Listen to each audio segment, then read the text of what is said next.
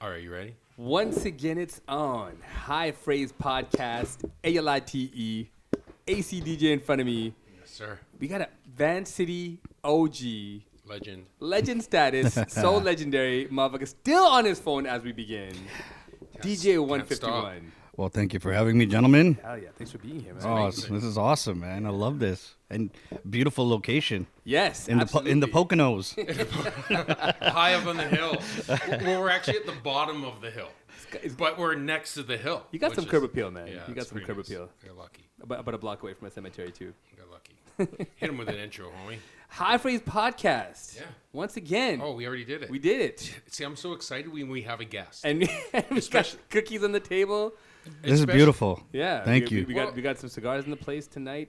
This is what happened to me. What happened? Last night I ate some cereal. Okay. And what's this guy always call me at the worst times? And I'm always hanging up on him.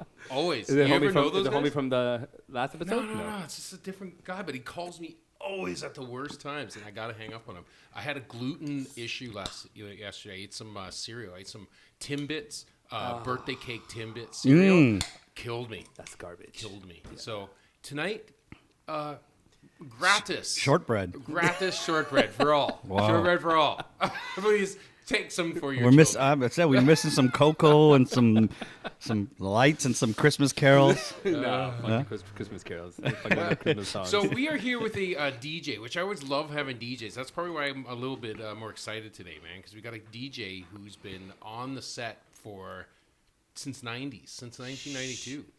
92. 1992. That was my cousin's. What was hot in 1992? The hot songs. Okay, so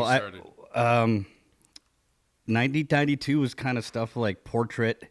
Oh, that was some R&B. Wow. Here we go again. Right. Oh, what? Portrait. TLC was just coming out. Pre-pedophile R. Kelly was coming out. Oh, the good days. The good stuff. Like, that wasn't Bump and Grind. It was She's Got That Vibe. Got that vibe. Yeah, remember that track? Yeah, so that was like when that New Jack R&B was coming in real good. It was like all about dancing and it was all about silk shirts and Randy River clothing. Great days. It was good. Yeah. If I say the word Gordon Guttrow, that's the Cosby Show. Cosby Show, yes. Theo, come on now. Oh, that's amazing. You got that. No, that he goes. That's something Yamaguchi or something. Yeah. That's awesome. What is? You've been in this game for 30 years. Yeah. And, obviously the music changes, obviously the people's changes, everything. But Yeah. what stays the same? What can you bank on in terms of a DJ? DJ land, yeah. I still get nervous before I start to play. Yeah. I always get that first song set. Yeah. It's not. I don't know if it's jitters. Sometimes it's jitters, but that's always there. That's kind of like you don't want to lose a crowd. Yeah. You don't want to play a song and when you're a DJ. You want to see that full floor. You don't want to be able to see through and see the other end with while people are dancing, right? Yeah. So I think that hasn't changed since day one. Wow, nerves I wouldn't expect because I've seen you rock a party. Yeah, and there ain't no motherfucking nerves when you're on the mic. No. When I'm on the mic and I got some courage juice, then it's all good. Yeah. And I don't give a rat's ass. I'll be like, I'll get on the mic and I'll make fun of somebody's shirt, right? Yeah. Well, because if anyone's been to any kind of clubs in Vancouver, you've been murdering clubs for decades. Yeah. And you're one of the few DJs that gets on the mic and really talk shit. Not a lot of DJs can do it in the clubs. No, yeah, that was one of my selling points to work with, like to get me a lot of residencies, because I'd go on the mic and I'd do all the whatever needed to be said, like if we're doing a fundraiser, like I would DJ with some guys that had no mic presence, right, and. So that was kind of that was the addition to make me get residencies, right? So there wasn't that many DJs that couldn't rock a mic, but they'd always make sure that I would be with somebody if I would be there if the DJ wasn't like wanted to go on the mic. And I worked with a lot of guys that were just kind of like they do their set, this practice set that was like, completely. It was the set that they worked on all week to make sure that they did that perfect. And like I would be on the mic, while doing it. Like I have this one video from a wedding that I did. It's somewhere on my Instagram. If you go on it, it's near the earlier post that I did, and I was DJing a wedding, and they had a lot of Bay people there, so they wanted to hear some E40 and some Too Short. So I had played this song, "Tell Me When to Go," and so the bride and the groom were like dancing right up by my turntables, and I'm on this side. I'm on like the left side, and I had the song, and it was queuing up. And I'm listening in the headphones, and I got the mic, and then I reached over and I just hit the stop button on the turntable, and it was it was like, and it went right into the Too Short, and then it wasn't a huge crowd because it was near the end of the night, but as soon as you heard the Too Short drop, you could hear the crowd go, whoa, and it's like one of my favorite clips. Right, it's just a feeling, man. It's just a feeling in the room. Yeah, I actually showed that to E40. I go, you got to see it because I met E40. I go, you got to see this transition that I did at a wedding. Name drop E40. You said something a second ago that was really cool. About the first song, Stress. Yeah. Yeah, he doesn't really understand the first song, Stress, and how important that first song. Yeah, well, see, if you're opening up a night in, say, a nightclub, like I haven't DJed in clubs in a long time. I do the odd guest appearance, like maybe twice or 3 times a year, but when you're starting a night out, it's different because you're just kind of playing to the staff and you're playing to the people walking in. But that first song, like after like 11:30, when you're coming in just before the prime time of the night, you're like, okay, fuck, and you don't want to burn all the hot songs either because you want to make sure you have enough songs for your the guy or girl you're DJing with. Yeah. You have to make sure that you're not going to play all the bangers, right? You got to share the stuff. So you have to be, when you play that first song, you got to make sure that whatever crowd you have there stays, but you want that dance floor to be full. That's your number one goal, right? That's like if you're a cook and you serve a plate of food, you want that person to eat all the food. Yeah. And I do a lot of analogies with food and music. That's good. Hand in hand, man. Yeah, so that's it's key. It's like if like if I'm gonna serve you a meal and the appetizer sucks, then you're probably not gonna be looking forward to that main course, right? So what DJs did you look at that made you want to do both rock the mic and rock the tables? So when I first started DJing, so there was a DJ. His name is Zuli Z. Oh yeah. And DJ Zuli Z. Shout out Zuli Z. He was like the first. Like I consider myself like second generation of DJs that were working the club scenes. Guys like Zuli Z and DJ Dave and Maximus Clean and DJ Tretch, Earl the Pearl. So many guys, like they kind of laid the foundation. They were playing hip hop and stuff in these clubs and stuff. And my first like actual time to get to DJ was at this place called the Viper Room, and it was because I met Zuli Z through a few friends, and I asked him, I go, hey, can I come and play whenever you want to take a 15-minute break, or go for a smoke break, or go have a drink or something, right? Nice. And he's like, yeah, come down. He goes, bring some records. So I brought one crate at that time. That was hear that? The one crate, which was about crate. It was about maybe 3/4 full, maybe 2/3 full. I didn't have a shit ton of records at that time that were club records. Yeah. I had a lot of cassettes and CDs and I had some 45s, but I couldn't bring 45s. It wasn't a thing at that time, right? So I had like records, and I would do a blend. And blending is when you mix an acapella of one song with the instrumental of another. And I'm going for my 15 minutes of fame, and I'm doing my thing, and I'd look up to see if he'd look at me and give me a nod and go, yeah, sounds good. And then he would be on the mic. He was very charismatic, and he was crazy. He never used big ass headphones like this. He used to use like a earbud, and the earbud would kind of go through his jacket, and he'd just have his earbud like in his ear. Yeah, and that's crazy. It's a monitor. That's all and he was fucking insane. Like I would do. the best blends, and he was so clean. He didn't scratch and stuff. Like, that wasn't his thing. He was just so clean, and like everything was seamless, and I was just like that. He was the guy that I was like, wow, you're amazing. And then as I got older and started going to clubs more, then I started seeing some of the other guys like Wax. DJ Wax was like, he blew my brains, because he was just like, Shout out Wax. he was completely on a different other planet when at that time nobody was doing the shit that he was doing. The way he was scratching. Ooh. And the way, like, he could scratch, beat mix, blend. He did all of it. And he would juggle juggling is like when you're going back and forth from in one song on two That's turntables. hard, man. I remember I saw him do it behind the back once. I was like, what? Yeah, so he was way ahead of his time. Yeah. And so he was the other guy that I was kind of like, holy shit.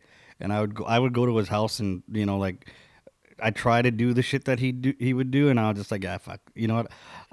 I'm kind of consider myself like a B plus at all. B-boy. No, like a B plus at all the elements. You know Dude, what I mean? your scratching is tight. Yeah, as but I'm fuck. not. I can scratch, like, do the classic scratch, and I can I can do all that. But like for scratching and the battle DJ stuff, like there's no. You got to be in a zone for your. Yeah, it's a whole different ball game, man. Hands and and this is before computers. Yeah. So I'm saying, like, when you're going back and forth on records on needles, you got to make sure that you're not skipping the needle. Right? You can't skip needles on fucking when you're on your fucking laptop. I was never a record DJ, but how did it feel when it scratched? Is it the same as like? Because I remember in CDs in the movies. No, When you it were like, skipped? when it skipped. Oh yeah. There's What not, do you do? No, like if it skips, if somebody like Yeah. the thing is, most of the clubs, the tables were good, and you couldn't make a needle skip if you're like on a wooden platform and a wobbly table. Yeah, definitely, but you have to have a solid base, and like the turntables themselves, the Techniques 1200s, they're so strong, and the bass is so heavy, and the wheels and like the shocks are so good that it's not like your records, like you have to make sure your records are good, because sometimes your records have faulty grooves. You and have they, to look at them they every night, skip. right? Yeah, after a while, like you would know your records, and I would be like, okay, fuck, I can't start the song from this point. I have to start it 4 bars in rather from the beginning, Oh, and wow. then mix it in with the 4 bars going into the into the verse. So there was a lot of things that you had to do. Like I remember, like a couple records, I'm like, fuck, it's always skipped in the middle of a verse, and there's nothing I could do about it. So what I would do is, when I knew that part was coming, I'd get on the mic, I'd put it down, like, yeah, motherfucker, put your hands up, and then go back up, and then everybody's like, oh, and then they don't know that the skip Truly, the happened. secret weapon of a DJ is his mouth.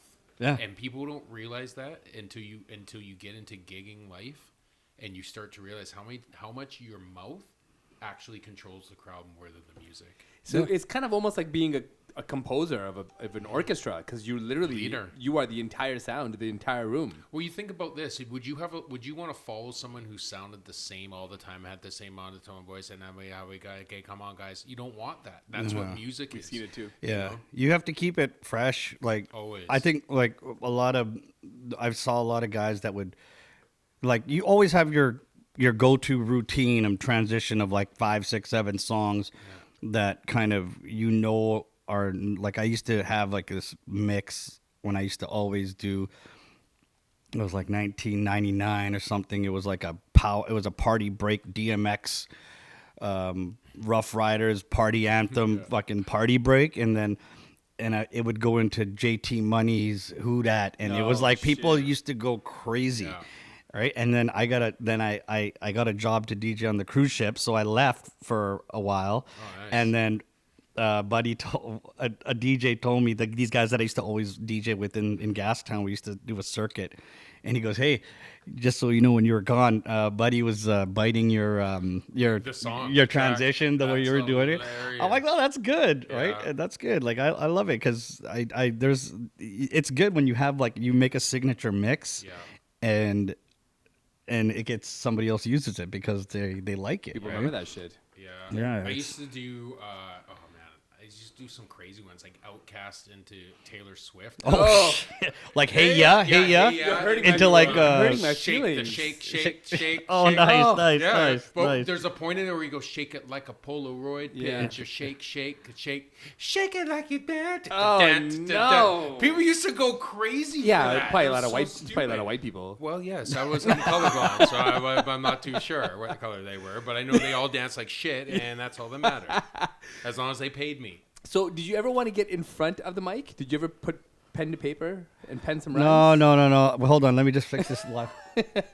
So, like you talking about in the studio? For yourself. Ever think about going live yourself with a pen and a pad and making rhymes? No. I'm not. You know what?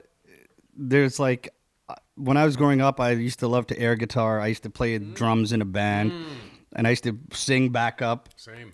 I used to sing. I only had one song that I could sing, and that was "Cold Gin" by Kiss, and Sweet. and so that was my thing. But for rapping and stuff, I'm like the cleanup guy.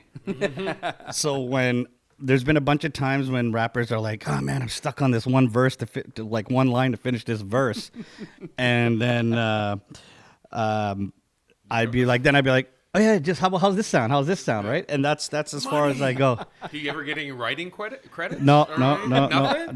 because if it's whack, I don't want to get credit for it if it's whack. Dude, it's so funny. We have the same trajectory in our life. Yeah. It's so weird when you say shit. Yeah. It's like, wow, that's you. exactly what happened with Yeah, me. Like, yeah. You did cruise ships? Except the cruise ships. I almost did cruise ships, but then It was I fun, learned, man. It was fucking the best. I mean, I did cruise ships. The reason why I did cruise ships, I just turned 22. That's been good money. And it was I mean, you know good what? It timing. was 22 US. is good It timing. was US cash, and it was cash, right? It was a time in my life where I was like, fuck, you know, I gotta get away. I got out. Yeah, I needed to get away. I got out of a relationship, and I was just like, and then Slug it up on the and then I had something. I had an accident, and it was just like I was like, fuck, I need to get out. And then at my old job at Safeway, a customer goes, I just saw this ad in the paper, and he clipped it out for me, right? Old guy, Looking Mr. for DJ? Old Mr. Pierce, right? Fuck, I hope he's still alive. Mr. Pierce. And Mr. Pierce comes and gives me, he goes, Junior, I've seen this. They're looking for a disc jockey on the cruise lines, right? He gives me the What clip. year is this? What year is this? Motherfucking disc jockey. 99. 99. 99. 99. Wow. Yeah, 99, exactly 99. And then it's actually 99 right into 2000, the beginning of 2000. And then I see it, and then I didn't have an email address at that time. I didn't even have a computer, and so I saw the address on the thing, and I went down, and then I think I called. I can't remember. And then they go, okay, well, just bring us your resume and this and that. So I made a DJ resume, and I got my buddies that were club promoters and stuff. I go, can you write me a recommendation? And I dropped it off, and then I met a lady for an interview in somewhere on Broadway. And I got a call that same night. Oh, shit. Saying, we'd like to hire you. You want to go on we have a ship for you. And I'm like, okay, when? She's like, next week, Saturday. And I'm like, what?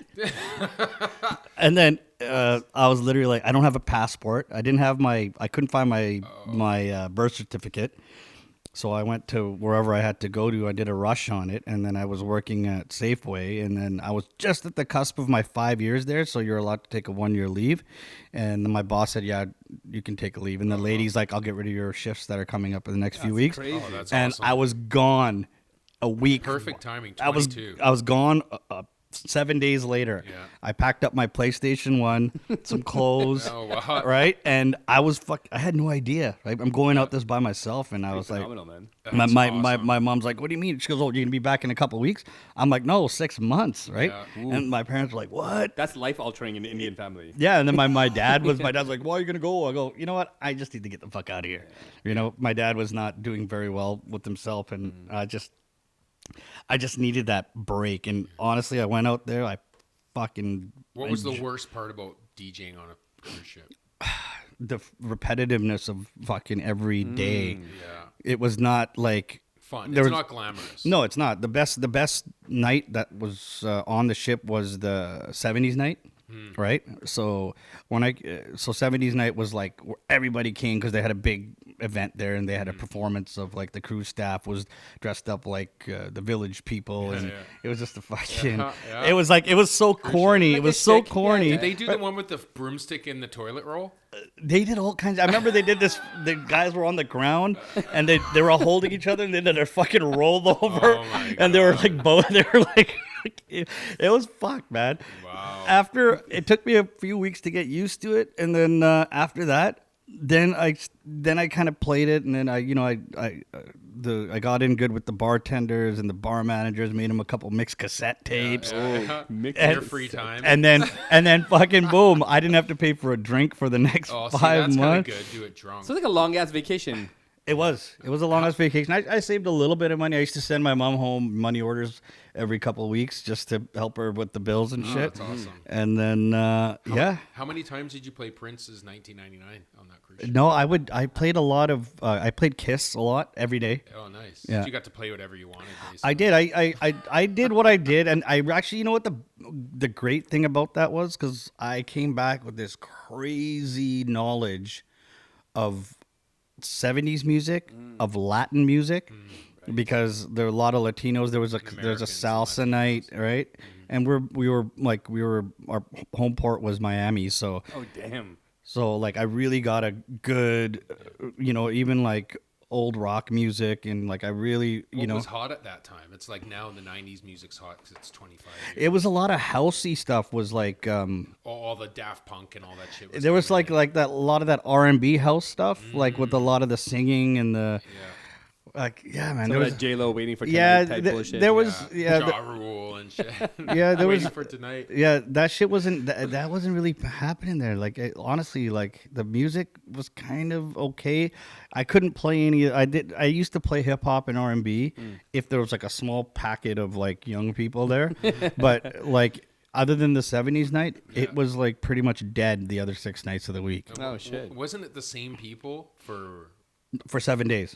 for 7 days and then they get off and the new people? Right, so you get a fresh Oh, that's batch. pretty good. So that's okay because they're like all happy and like Yeah. they all love the DJ. Yeah. I made some I made like a lot of good friends for that time. Like, Yeah. they'd write letters. I used to get pictures and dope. letters sent to me from Oh, like that's good. from Hey, girls. Americans are like Yeah, that. girls would send me like, Yeah. oh, remember because I used to do the I used to be the muster station leader. So to teach Yeah, people like muster sta- yeah, so you don't like be the safety fucking guy. Oh. So if there was an shit. emergency, I was in charge of this one group of like 50 people. So you would go That's to. priceless. So like I had girls sending me pictures of like awesome. in our life I jackets. was And, Gopher on Love Boat. Yeah. The muster guy. He was Gopher. yeah, right? fuck. It was a cool experience, That's man. cool, I man. came back with this fucking mojo, and I was just like, it was good. Yeah. I needed that. It was a good boost of you confidence. can kill it and everywhere. it's just like the world. I got to experience a whole different world. We used to port in Haiti, Puerto Rico, St. Thomas, and Beautiful the places. Bahamas. Oh, yeah. But 2 of the islands were dumps because they were corners of the island owned by this cruise ship company. So there was not. It was like literally a big bush with the beach and water, and they had little huts where they used to sell food. Oh, yeah.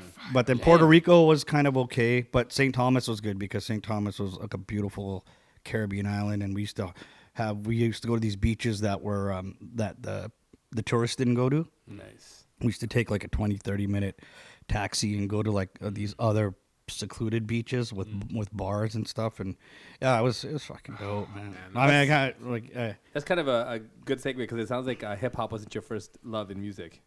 nope, no. My first love was Michael Jackson. Yes. Michael Jackson, because that's born in '77. Like as soon as music came into play, it was like Michael Jackson. Yeah. I loved like Bryan Adams. Did you have the Billie Jean poster on your wall? I had a lot of Michael Jackson Yeah, posters. the one where he's like in the black. He's got his hands in With his the- with the pockets. cat? And there's the I had I went to the Michael Jackson. He only came here once. It was a victory tour. My mom's brother, he's the one that he took me to that concert. God damn. Man. And I was in grade 1 or something, That's and Jackson I 5, right? had no. It was it a victory tour. Yeah, there was 6 of them at this time. because the other brother, I think his name was Randy. Randy was the little one. He was too young to be in the Jackson 5. So he was in that group, and then that concert was fucking amazing. God, MJ and I live. had the fucking the program, man, and I don't know what happened to that program. That program was like legendary. It was insane. Randy became a serial killer. What? Nobody knows that. He's bald and shit. He doesn't. You never see him. He's not around any of the other brothers in any of that shit. let me in the group, huh? Guys, Jerry Curl left. where's your kitty cat at? Him and Latoya. They're turning to Bonnie and Clyde and shit. Dude, we got like 25 questions for you. Wow. Yeah, I was going through the questions and we'll put them on here. We'll put them on here just All so right. our friends. Oh, sweet. Fuck, I got the shout outs first. Let's do the shout outs real quick. Do the shout Are outs. you caught up to like current events? Yeah, man, fucking Tiger Woods. Yeah, did you hear that? Today, right? Oh my god. So they have the Fucking jaws guy. of life on him? Yeah, dude. Whoa. He just can't drive by himself. Dude, It's got to be woman problems. that guy likes surgery. He has had so much freaking surgery. Shattered man. ankle, 2 fractured legs. Yeah, he just had surgery the other day. So this He could be- yeah, this like he could had be it. his 4th back surgery. Well, if his legs are fucked, I mean, you can't Yeah, golf this with could be bad it. broken legs. I don't know. Wow, A lot of that's your really strength is in your sad. legs. Like I love to golf, and you can't like No. the way he golfs. You have to be in optimum physical condition. God, he came back so well too. He's so jacked up on whatever it is just to keep him going. Like it's true. No, no, but something happened there. Yeah. He was either driving like a maniac. Does he have a substance abuse problem? I'm thinking did. he must be. He He did. must. They're saying alcohol wasn't in play, but fuck, I hope not, man. I mean, he's half Asian, right? Yeah. So let's not take that out of the factor. He's just a shitty driver. Oh, Come on. Too soon? Come on. But no, it's good. no. No, yeah, I agree, dude. I think he's just feels like he's gonna go out like that guy, Broken. broken. His legacy's got too many spots, but you know what? He's still gonna go down as probably the greatest golfer. But The only guy He's happy phenomenal. today is Jack Nicklaus, yeah, right? The only Yeah. guy who's just like, all right, we do some shout outs here on Yeah. the program. We do some shout outs once in a while to people making some leeway in the news. The good, the Dude, bad, the The ugly. good, the bad, and the ugly. Yes, there's So- some ugly today. Oh, there's a lot. So let me see. Oh, let's see what we got here. Number one.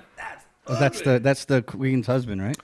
Yeah, shout out to this is my first one. Shout out to Prince Philip, the Duke of Edinburgh, who died about 20 years ago. Is being propped up by the Queen. He's being preserved. He's He's still alive, right? He's still alive. Look Yeah. at those fucking eyebrows. What? Oh yeah. That's like Joe Biden in like 40 years. Yeah, I think it's his birthday or something, isn't it? Or, isn't he dying or something Who, right Biden? now? This guy here. Oh yeah, he got some kind of virus. He got the virus. It's like virus. Godfather. What's his name? Hyman Roth was dying from. He's been dying from the same fucking heart attack for fucking 6 years. The odds of Prince Philip, according to Las Vegas, dying Yeah. are 33.5 to 1. In favor of him dying. Yeah, for your Oh, fucking rights. He's yeah, dead. pretty much 3. Yeah. But But doesn't he look like a reptile? Oh, Let's be he serious. is the alien leader, and he's the guy that's been around. The Queen's the alien queen, and This motherfucker's got Come a lot on. of bodies buried. he does. Yeah. No, he does. He's a real evil guy, and he's for done sure. some things. And I found out some really weird information. One, he's not a British guy. What? What is He's he? not British. He's Greek. Oh, wow. His father was was Greek. His mother was Dutch. Isn't that interesting? Yeah, so he became a Brit because he married the Queen. They made him. He denounced his shit. citizenship and announced himself as a Brit so he could marry Elizabeth. So this was a love marriage, I'm guessing. This was a love marriage, a marriage of convenience. Yeah, it was power struggle. Dude, they're taking like bumping uglies to a whole new level because they're both some ugly. But this is motherfuckers. not what all that I've discovered because you're gonna be really tripping about this info I got. So number 2, his relatives were Nazis.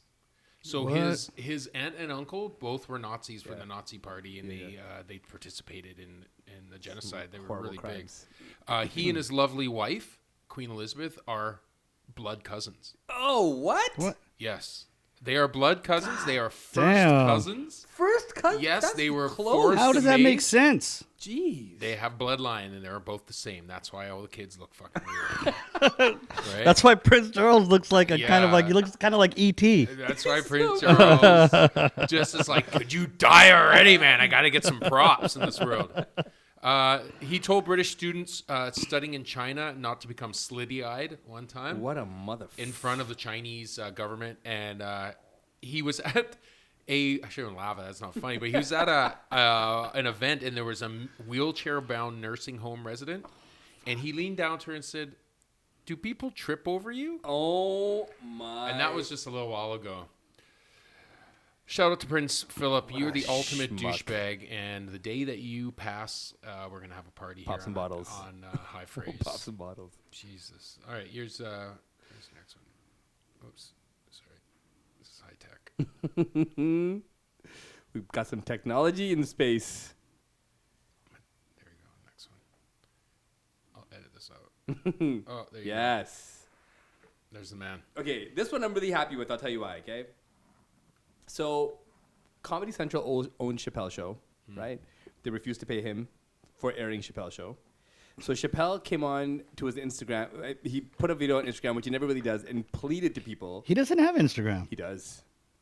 Yeah, he does. I don't think he does Was he social separate or media. something? He's newly on social media. Oh, wow. Yeah. He's going to blow up. So he said, stop watching Chappelle's show on Comedy Central to his fans Yeah. because I don't get paid for it and I want my intellectual property back. Yeah. Took a little while. Comedy Central reached out, gave him the intellectual property back, paid him fat-ass check. Oh, how much did they pay him? Undisclosed at this Oh, time. wow. But the best part is, previous to this, Netflix was airing Chappelle's show and he wasn't getting paid. Wow. Good for him. But man. Chappelle called the Netflix president and say, "Hey, take it off from me. I don't like seeing it. I'm not getting paid for it." They obviously said yes. Yeah. And he just won the catalog back and re-airing it on Netflix. It's all his material, right? So I mean, why It's all wouldn't brilliant. yeah? It's like Prince. Prince got fucked like that. Yeah. As Oh, soon as Prince got his catalog back, he fucking dies. Yeah. Oh, I think it wow. was like almost the same week. Oh, wow. When Prince got his catalog back and died. But this guy right here pleaded to his fans to not watch it. They stopped watching it completely. Amazing. They bankrupted the material. He got it back. Now they're relaunching on Netflix. Yeah.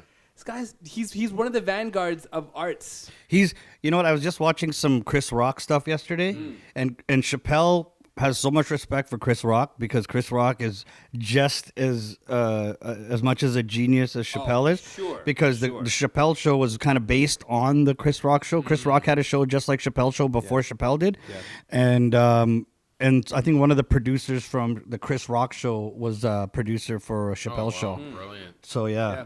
Brilliant. He's a genius, and I love being one of the shout outs because the second time he got a shout out on the show, I think one of the first episodes we did shout outs, he came up again. Yeah. But the fact that he goes to bat for his art and refuses to compromise and wins. Yeah. Over and over again, he wins. So does this win now excuse the fact that he caught COVID in a situation like he's not taking shit serious?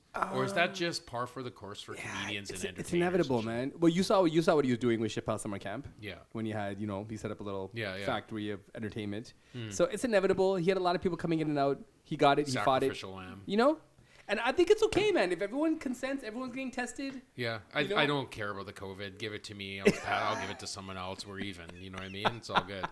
But with him, we were talking a couple shows ago about black leaders in the world, and man, why couldn't it be a comedian?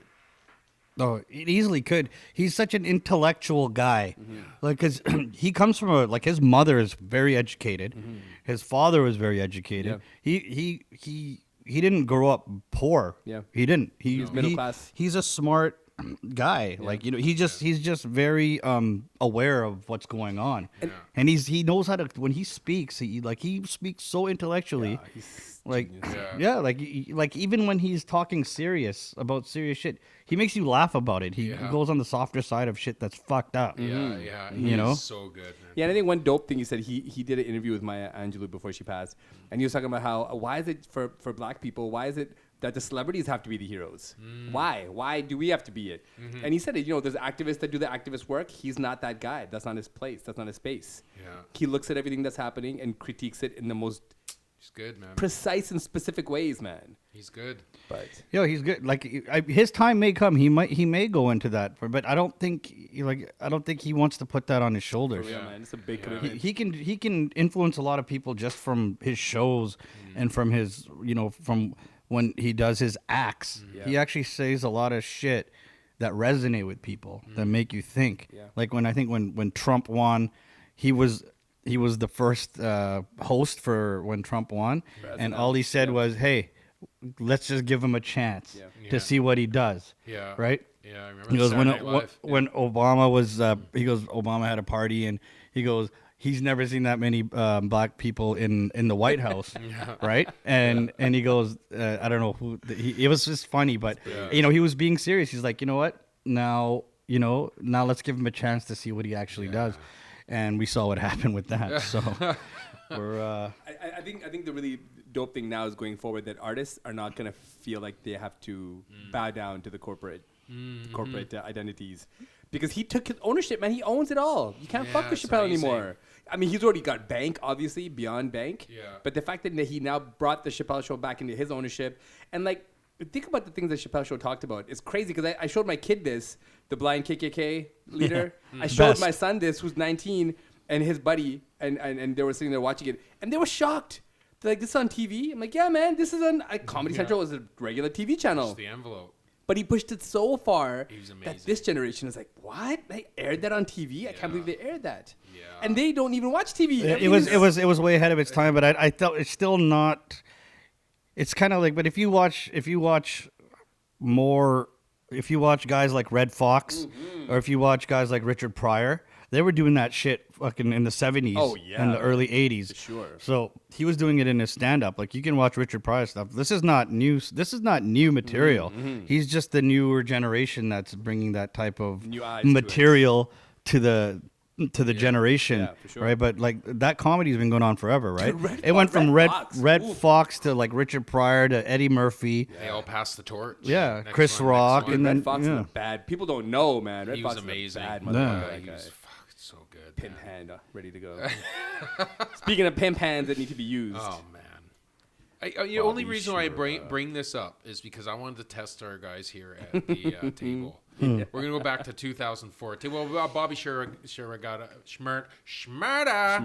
got out of prison today after he basically the best thing that could have happened to his career is he went and spent 7 years in the penitentiary, right? Because He was in there for 7 he's years. in there for long 6 time, years. yo. Yeah, Yeah. Since 2014. I only knew one song of his that was hot, and it was the The Mannequin Challenge. hot N Hot word. Boys. Oh yeah. Hot N word. Hot Oh, N-word. didn't he do that Mannequin Challenge song too? Yes, he did a mannequin one. Challenge, Yeah. So when he went in 2014, rap was at a very interesting point in life. Okay. Let me give you some names here. Ray Shmurda. What's his name? How do you say Ray his name? Shmurda. Ray Shmurda. Ray that's Shmurda. Shmurda. Shmurda. OT Genesis. Oh yeah, one hit wonder. How about this song? This song I play. I don't know. Did you play this at every event? What? Hey, what's up? Hello. Seen your pretty ass soon as you came in the door.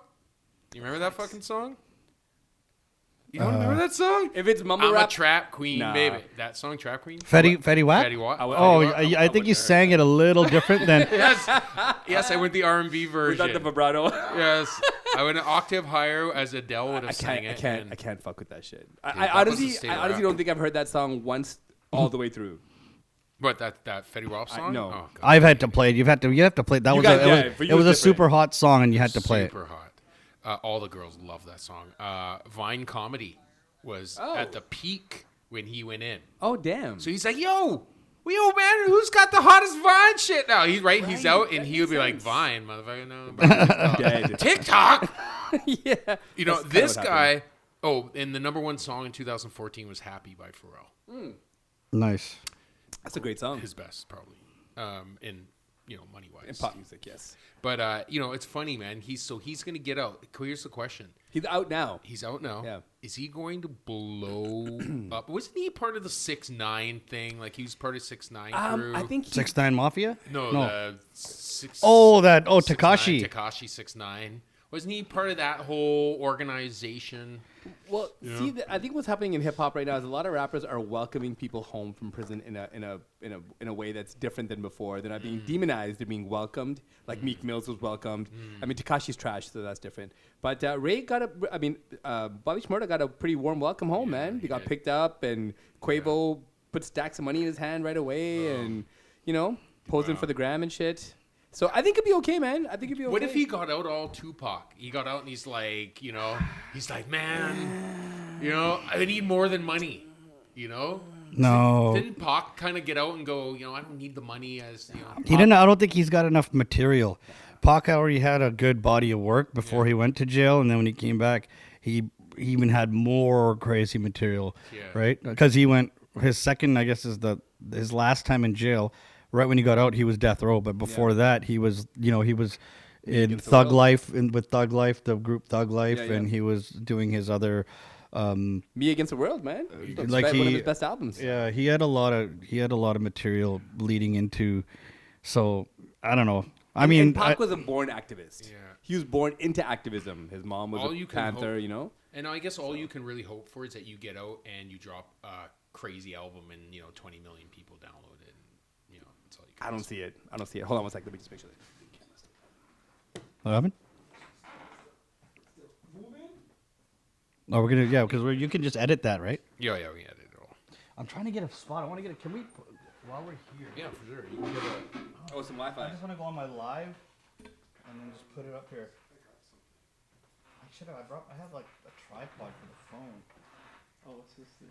I'm gonna have one of these motherfucking cookies because it's just sitting there. It looks weird.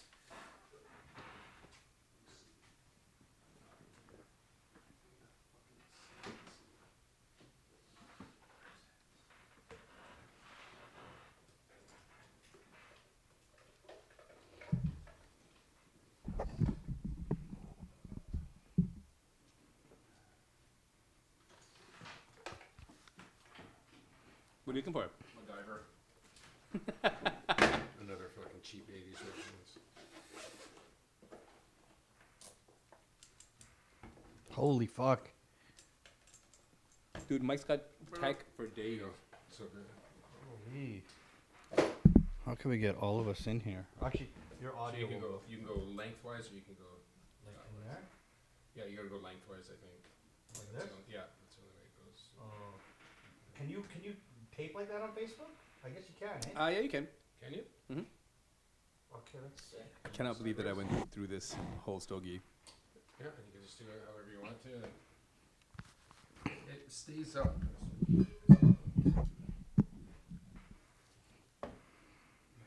Okay, we'll go like that. I'll just. No, yours is. I think you got a bigger phone or something. That's good.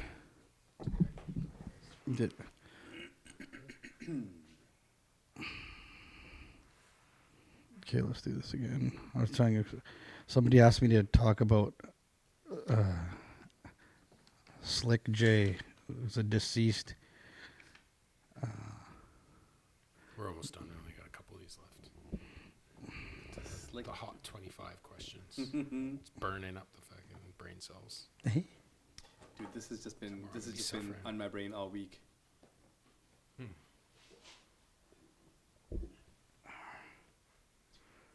Do you actually use the cone when you roll those J's?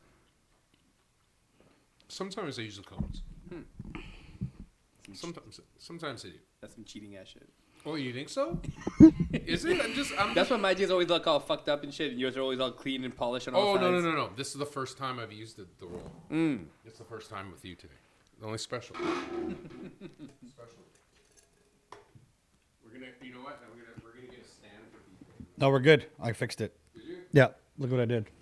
You got something on it? Jerry rigged.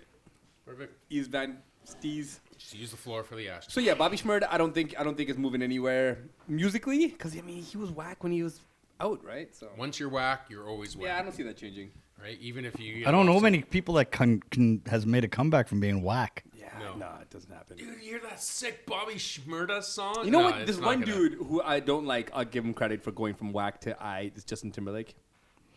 Wow. Timberlake is good though, man. But he pretty good. fucked up with the whole Janet Jackson fiasco and Britney. Well, he just recently came out and apologized again, right? It's too late. I'm sorry, I wasn't the man back then. We are already hurt. Bitch ass. All right. All right, here's your next topic. Ooh, so exciting. So you got really excited over this Mars landing. You hit me up. You're Dude. like, dude, did you see the landing? I'm like, no, man, I didn't even see it take off. Goosebumps all fucking the whole time watching this. Yeah. But the shout out goes to all the brilliant scientists, engineers, They're pretty good. mathematicians, brilliant theorists that thought that this could be a possibility. Everybody involved. This is fucking magnificent. Yes. The video shows this thing entering Mars' atmosphere, looking down at Mars, descending onto Mars, shooting its landing gear, and then landing softly on the Martian soil. Dude, we are an intergalactic species. Yes. Congratulations to the elitists of the world. Your new habitat it will be ready. They also said it was a Indian developed robot or something. Yeah, right? so there's it had an Indian name. Yeah, so there's 3 countries involved. Dubai, the Emirates were one of them. The U.S. and China. Those are 3 countries that were. I mean, financially, obviously. But come on, man. Some of the most brilliant scientists in the world are Indian. You can't build these things without Indian people. It's amazing. Somebody has to bring the chai. Right now, there is a child being born that will sacrifice its entire life to go to Mars for some government, right? Somewhere in the future. So interesting. Junior, would you do it? Would I what? If you had the opportunity to go to Mars, are you on that? Are you on that Tesla rocket ship? Nope. Hell no. Nah.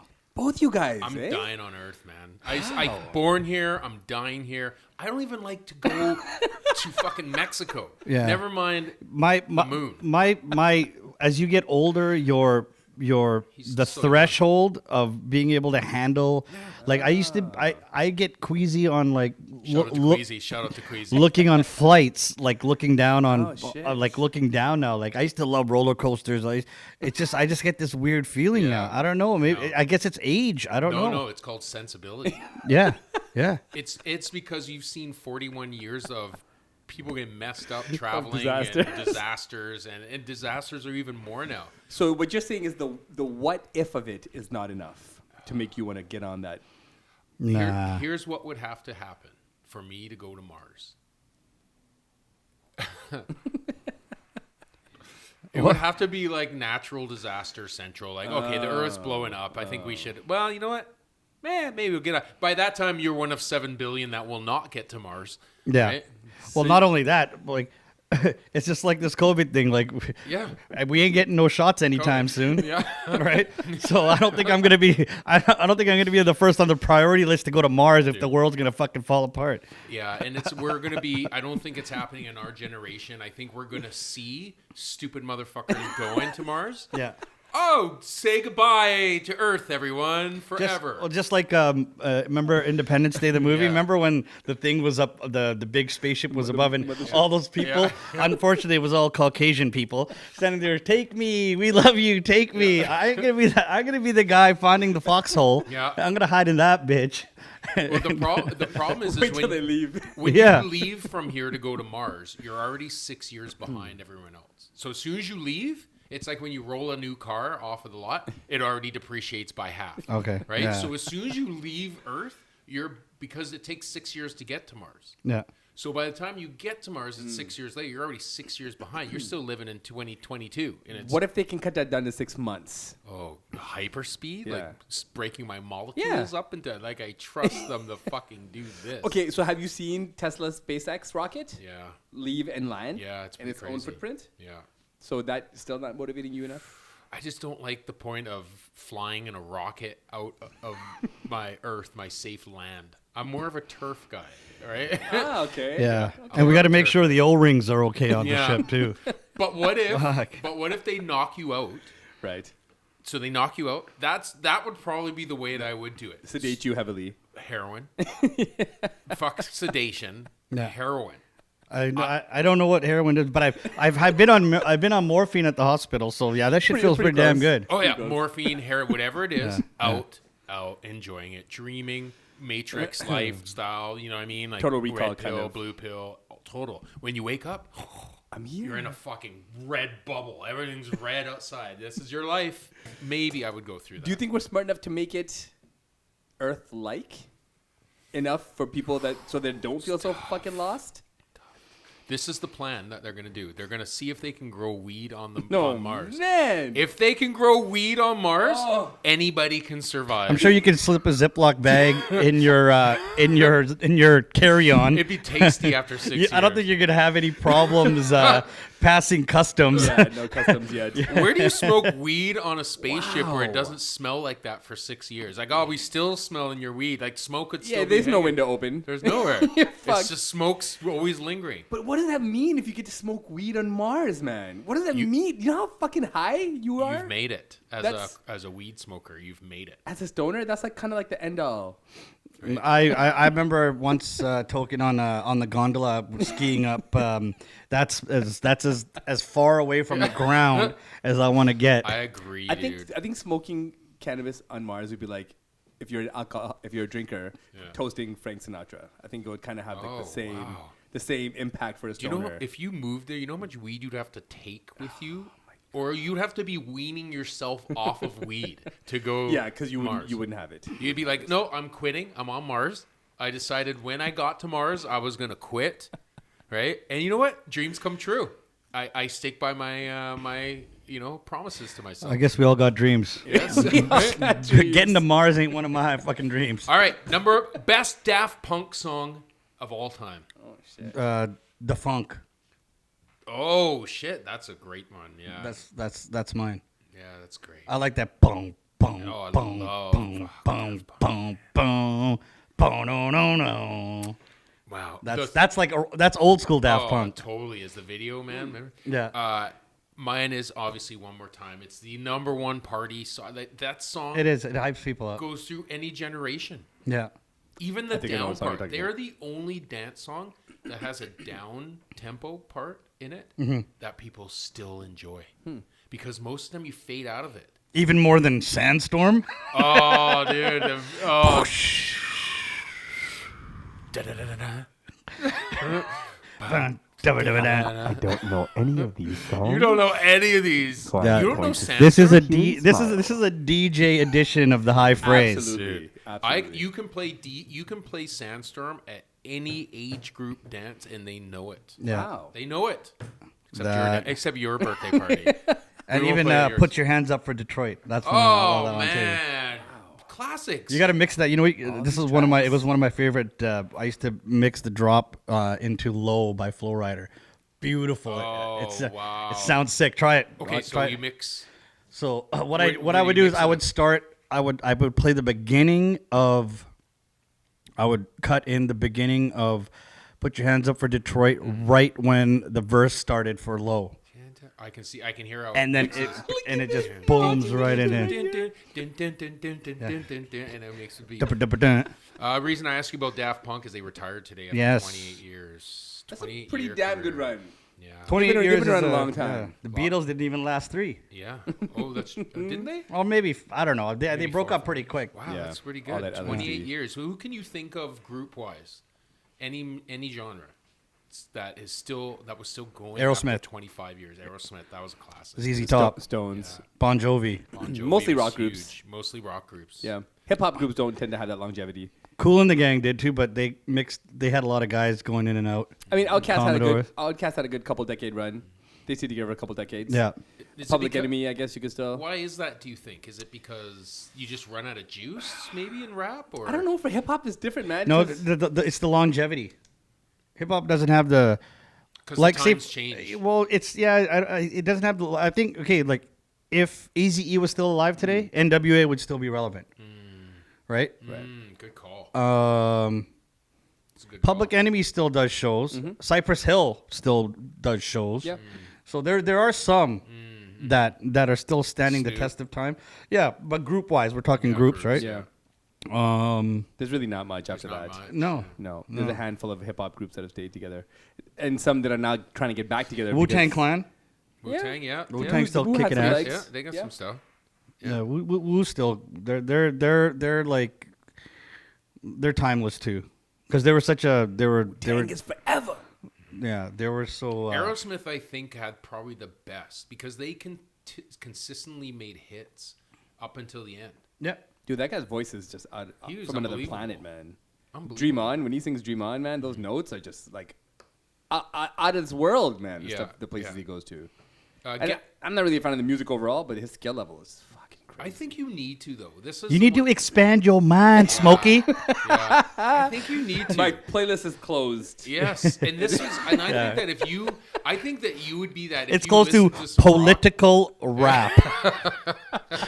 it's like a micro genre. It's getting better. It's not It's even a getting sub. better. It's not even a subgenre. It's like a DNA. 12 of songs. it's like a DNA of a genre. The problem with all his fans is they're too busy protesting. Yeah. It's like, yeah, you gotta go. Don't wait. Hold on, I'll go and listen. to Why it are you after having this. so much fun making your music, motherfucker? Yeah. People over there, look at the people on the streets suffering. Why are you so? Oh my god, that's not fair, but it's right. I know this guy's hardcore, man. And I know, and this right now. This guy's like the Farrakhan of Hindu Oh, yeah, look, rappers look, or it's brown on. rappers. This just made his nipples hard. This motherfucker, You man. see? We just said, you know when you're in a club. And Who is that? Netanyahu. Benjamin Netanyahu, Israel's prime minister. Oh, okay. I don't follow too much politics across the oceans. Yeah. This guy's a cockroach. King cockroach. He evaded murder once again. Well, I mean, it's crazy because what do we call a criminal now, right? In politics? Because being a criminal and being a politician are kind of like synonymous with each other now. Like, we're talking about what he did, the bribery, the fraud charges, and all that stuff.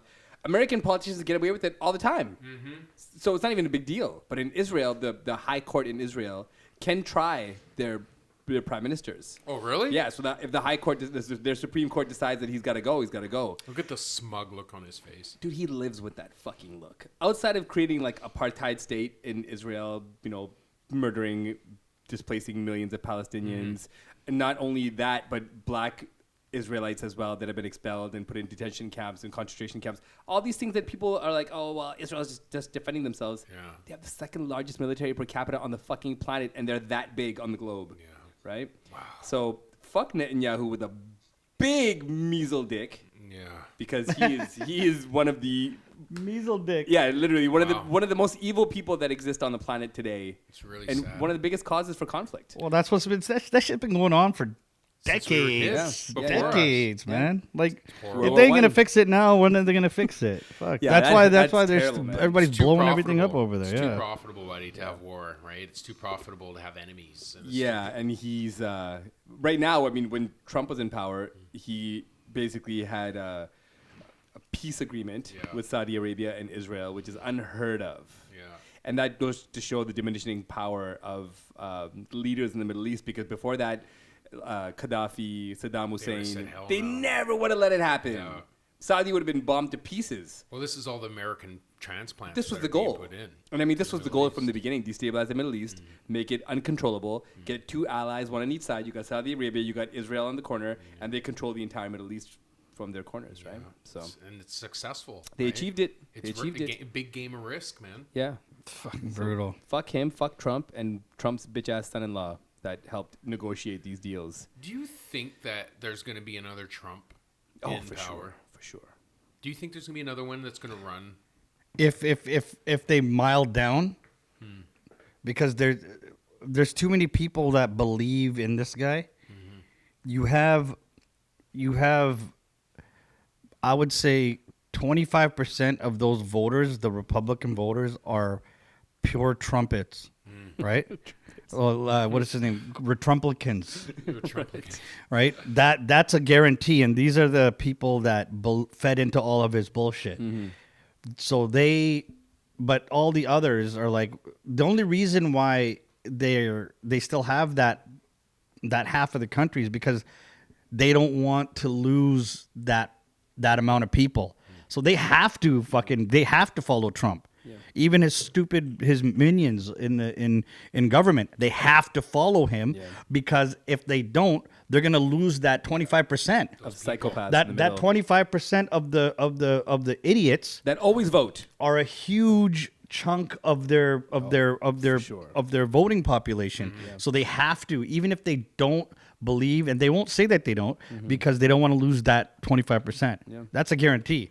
90% of those Republicans fucking hate Trump, guaranteed. But they can't say it, because as soon as they say something bad about Trump, you got all those fucking idiots at the airport fucking yelling and screaming at them, and they're like, fuck, we that's can't say nothing about Trump. We crazy. just got to quietly phase him out. Yeah. But because he has so much power with that small percentage of people, he's not going anywhere. What is Trump's terrifying. next move?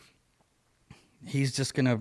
I think he's gonna slowly slither his way back into the forefront. Right? Yeah. He doesn't have his social media power. That was his biggest He'll tool. make his own probably. Yeah, he's gonna do something, but right now there's nothing he can do. He can't do shit now. No. Because No. look at this fucking cruise idiot. Look what he Yeah, just what a did. moron. Fuck. Yeah. Like this guy, Unbelievable. he's gonna lose his fucking seat or Yeah. as a governor Yeah. because of what he fucking did. Deserves This it. He's a shithead. slime bag. Look at how fucking stupid you could be. How, Dude, the city's literally the whole Texas is freezing. yeah. And this motherfucker goes to Cancun. That's like you. You have say if you have you and your wife and your kids, and nobody has eaten for 3 days, and you got a fucking you got a medium pizza there, with 5 slices. You're taking 4, and you're gonna tell them 3 to split the one Cut it. slice. Cut it. That's what he's basically doing. He's letting his people starve and shit, fuck. man. So Fuck. bad. It's brutal. So bad. Some of these. And I can't believe that they still have that much people that believe in them, no matter how bad they fuck up. Yeah. It's like Yes. it's like they We're still only human, yeah. right? That's how boys talk, That's though. how boys are. That's how boys talk. That's just locker room talk. Yeah. Are you talking Trump got 25%?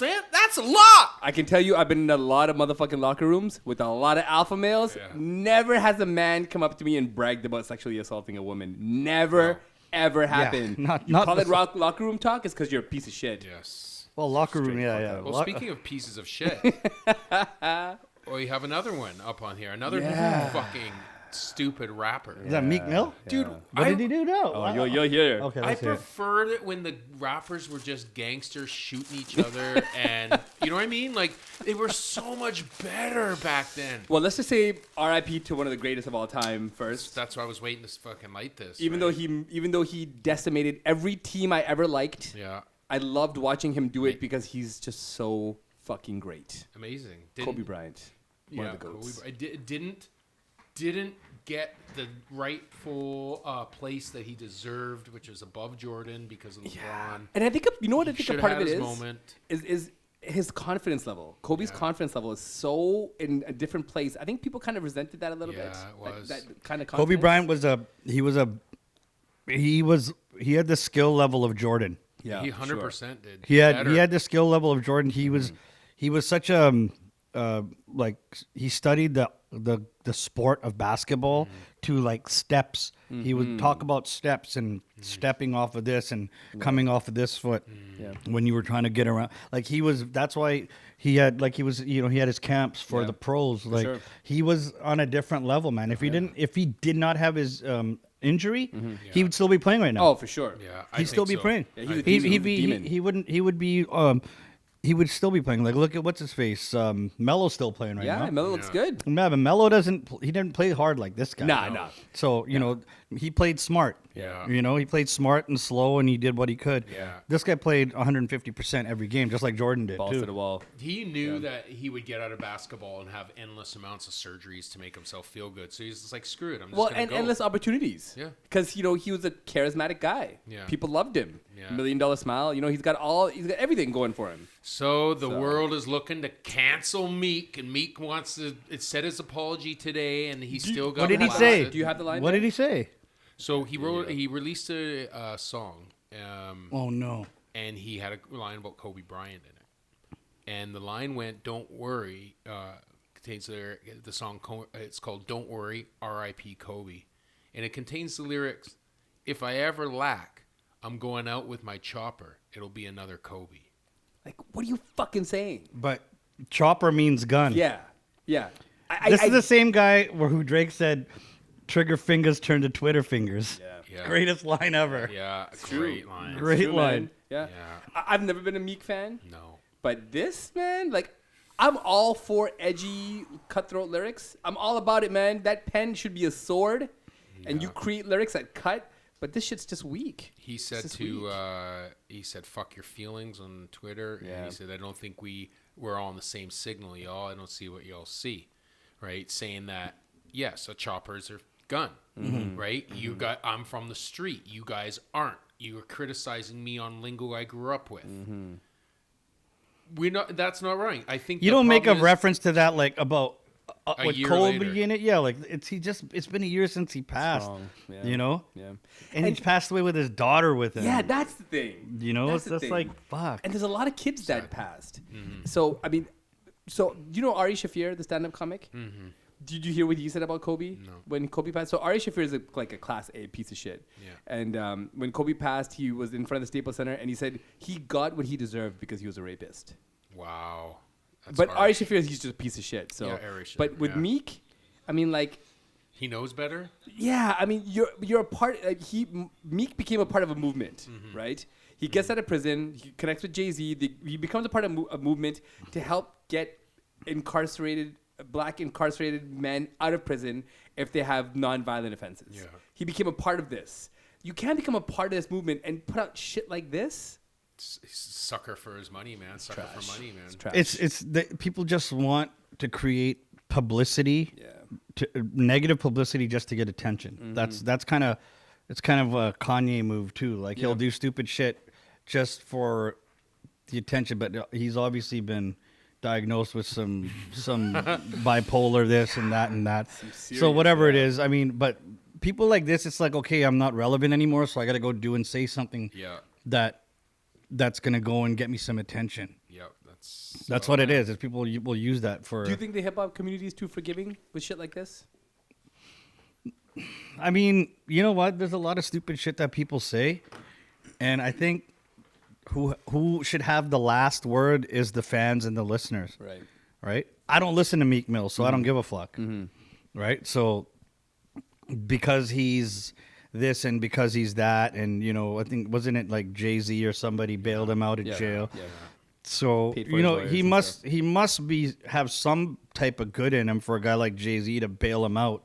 Like nobody like Some if he- redeeming qualities. If he was a prick, then why would somebody bail you out of jail just for the sake of bailing you out of jail? Right. I don't think they're related or anything. Nah. No, but he probably just looking at the money. No, you know what it was? They don't It was. care. I mean, what he went to jail for was like a probation violation. Yeah, the judge didn't like He him. was riding a wheelie. He was doing a wheelie on a motorcycle. Like, oh, that's a probation violation. You're going back to jail, right? So I think for Jay, it was more that bullshit. The prison industrial complex fucking over another millionaire.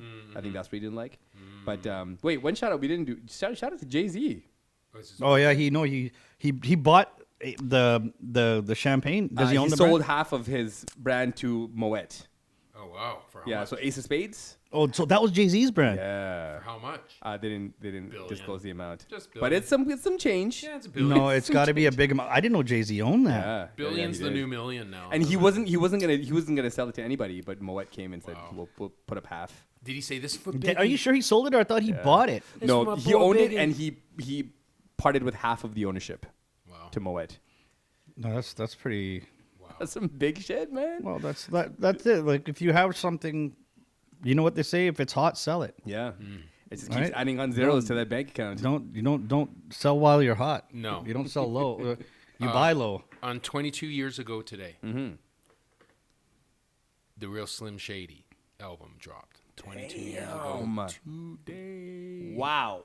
May I have your attention, please? Best song on the album that I thought on this one was Just the Two of Us.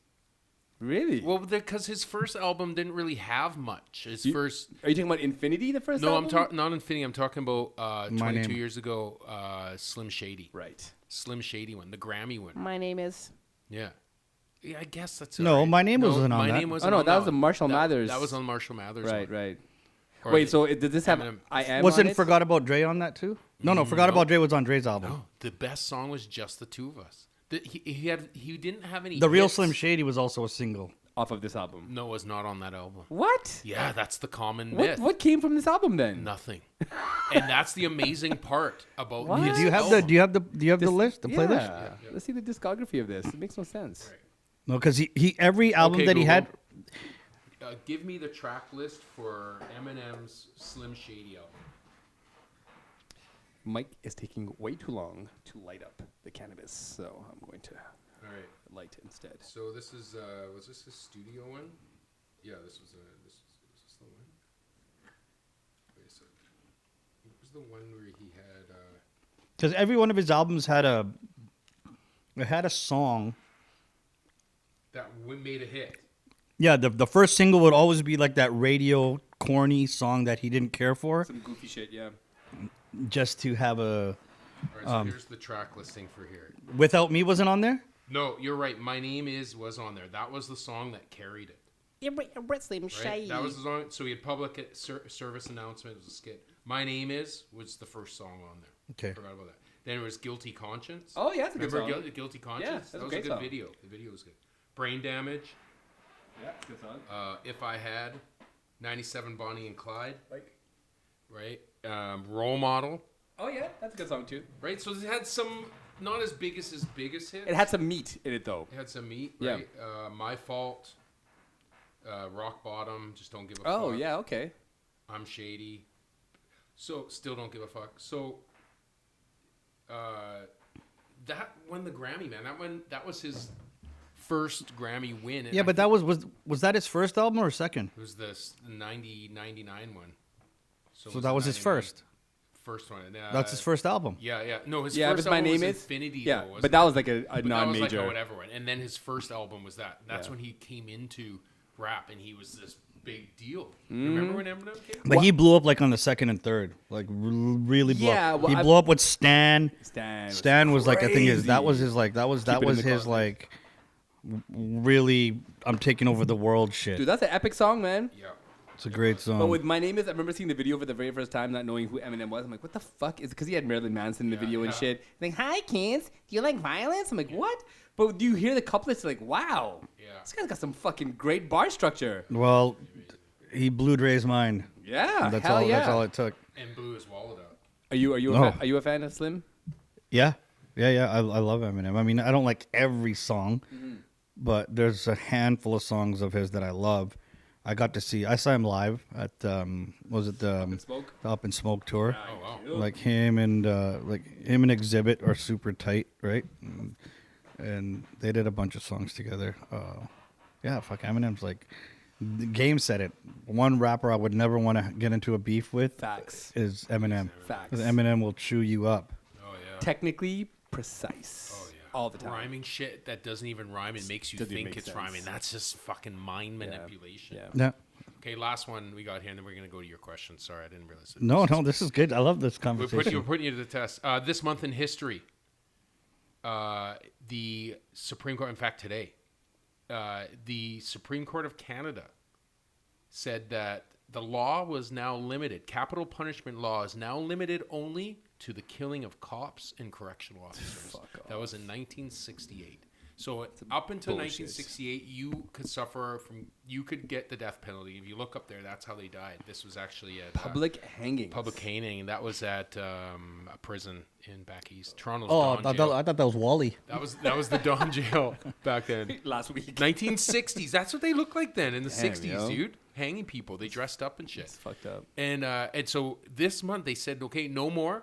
You can't we are not killing people only if you kill a cop or a correctional officer. But there's no capital punishment. There's no more death penalty at all in Canada anymore. But look at the exclusion. Police officers and corrections officers are the exclusions. That's where the What? exclusions. Yeah. Not children. Right, like seniors and children, kill them, fine. But you fuck with a cop and a corrections, you get hanged. The last, Yeah, this is the 60s though. Yeah. This is the 60s. The 60s was still a very bad time Yeah. for. It was a bad time. It wasn't. people weren't getting along. Yeah. everybody. They still didn't like black people. Yeah, it wasn't like, kumbaya. No. It's still not kumbaya right now. Nah, not but even back close. then, like you're 68, fuck, we're going 50 years now. Back then, the almost, law allowed you to be a piece of shit. So it seems like crazy, right? Well, check this last stat out. The military, our Canadian military, they stopped using their firing squad. When do you think? What year? oh, like for court martials? Yeah, because they still execute people in the military, in our military and the American military. Damn. But what year did they stop it in Canada? Do you think? like executing like other people from other stop countries. no capital punishment rules. So our military carried capital punishment rules up until this date. After what do you Mm. date? 1975. Oh, I was born. I would say after World War II, so maybe mid 1940s. 1940s, close. Oh shit! I don't even know where am I? I don't smoke. The military in Canada stopped using firing squads as method of execution until 1999. Oh shit! They were still shooting people, executing their military for murder. So if you were convicted of murder, capital punishment, they could still give you the death penalty up until 1999. And they fucking firing squad you. Wow, crazy. Hey, that's how they did it. How do you feel about capital punishment? I think that pedophiles and rapists should 100% get it. I understand it's a sickness and that's a disease, but I also think that it happens over and over and over and over, and there's really no way to stop it. Wait. It's my personal opinion. You think pedophilia is a mental? I think that the act itself, if it is a problem, and that too many lives are being fucking really damaged by rape, and dude, it's one of those things that you gotta go. Rape affects more than murder. Yeah, 100%. You either gotta get capital punishment or you gotta be locked away forever. Yeah, one or the other. Simple. Because if you're willing to take something like that from somebody once, you're not. They do it over and over. Productive in society ever again. I was in prison with guys like that, not directly, but you know about them because you're in jail and you know about them, right? And it would just be like this horrific stories, dude. I was gonna tell you something. When I was in juvie. Okay, back when I was a real kid, there were so many young sexual offenders. Wow. That were kids, sexually assaulting kids, coming in and out. And back then, in the 80s, 90s, they were just kind of like, fuck, this poor kid's got a problem. He's been molested. Oh, poor kid. Right? And I feel for everybody that goes through this. I'm not trying to be callous in any means, but I've just seen the dark side of it. And they come in and out for the same thing. And then they become adults. And they're like, fuck it, ship them up to adult. Put them away in prison for life. You know what I mean? Like, there's this weird system that's just like it gets worse and worse until they go to jail for life. So offenders offend. Yeah, 100%. I'm sorry, the offended offend. It seems like it. So what do you think? So it's having seen it firsthand. What do you think would have to change to eliminate this? Jesus, therapy a thing that would contribute to? Dude, it goes deeper into our culture than that. Well, I mean, you gotta nip it at the bud. So if you see somebody do something very, weird that way. Yeah, that is really off for somebody at a young age to do it, then you definitely need to do something to try to, just prevent it from happening again. Yeah. Right? It's like drug addicts in the U.S. Oh, this person smoked a joint, or this person did some cocaine or whatever, straight to jail. Yeah. No rehabilitation. Don't help them. Okay, serve your time, get out, and then they're fucked. Yeah. Because society just threw them away for something like that. Yeah. But I mean, like if a kid does something, sexual assault, then yeah, there needs to be repercussion. But if they're at an age where they can be rehabilitated and assessed, then why the hell not? You're throwing all this money away for other stupid things. Yeah. You know what? You could actually rehabilitate a life, and they could be good for society rather than if you shun them and you screw them for the rest of their life, and then they're just going to be the same person, right? Yeah. I think the thing that kind of gets lost is you put somebody in prison, they're gone for 2 years, 4 years, 6 years, whatever it is. If you don't pick anything up in those years, if you don't, because they have like some schools and books and stuff you can get access to. If you don't do that shit and you just sat in prison for 2 to 4 years and you come out, dude, that's fucking, you literally just threw away that time of your life. Yeah. There's no growth. You're stunted. You come out into a society where you're expected to perform and be a part of society, and you can't. Yeah, no, it's fucking impossible. It's really tough, man. I know some good guys in there that are just killing it every day, like learning, and they'll get out one day and things will be good for them. But these, it's a dark side of crime that people don't really talk about because they don't get in. They've never been in there. Like I remember being locked in a thing with a pedophile, and they're like, "You can go beat him," and the guards locked me in there, and I'm just like, "Are you fucking serious?" So that's a thing. The myth is true. Yes. Sexual offenders, pedophiles get their asses kicked. Any chance. Shit, eh? Yeah, it's really. But I can say I feel sympathy for them because it's not them, it's their brain. Their brain is screwed. It's not their fault. I get it, but it is what it is. There's a special cookie over there. I just Right, Yeah, that's right so good. in the fucking. Which is a great transition into our 25 quick questions for 25. our DJ. Quick. Oh, All they're right, let's probably get 20. it. They're probably 20. Let's get it. Let's get it. Let's let the All right, people well- know who this old ass person is. All right, so here you go. Question number 1. When did you start taking music seriously as a career? We'll go back and forth. You ask. So I started taking music seriously as a career. I guess after the first time I got paid for DJing. Actually, the first time I got paid for DJing, I was in grade 10. I DJ'd a high school dance. So they paid us to do the dance because we dope. started our own little company, and they paid us $1,000 to do the dance. But we had to rent $650 worth of equipment. Long McQuaid. No, this was Skyline. Skyline used to be a company in Vancouver. Long and McQuaid didn't have like all the DJ stuff. Long and McQuaid was more instruments and PA. So we rented, and my dad used to take us in his van, his company van, and we used to load it up. And then me and my two friends that had the DJ company, we'd split the $300, and from there it was just like, okay. And then we got a couple more. We got a dance at another school. Then we did a grad dance, and then that was it. I was like, holy shit, I could keep doing this, and I was making coin. Did you ever consider another job, or did you say, no, I'm doing this? I did. I was like, I wanted to get into my thing was getting into business because my old man had his own company, and when I was in high school, I was really into the business classes. Like marketing and business management, I was like super strong in those classes. I just He likes money.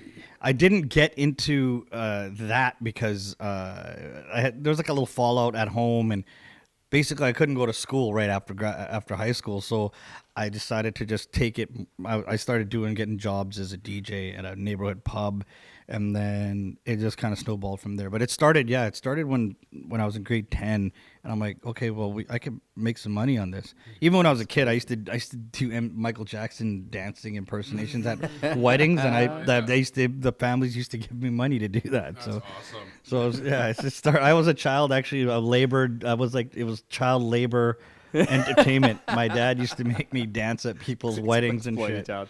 But you can dance. You have some skills. Yeah, I used to be able that's to. you on the I used to dance floor. break dance. I used to do all the Michael Jackson dances. Yeah. I used to do all that shit. So I think we kind of touched on this earlier, but musical influences before hip hop.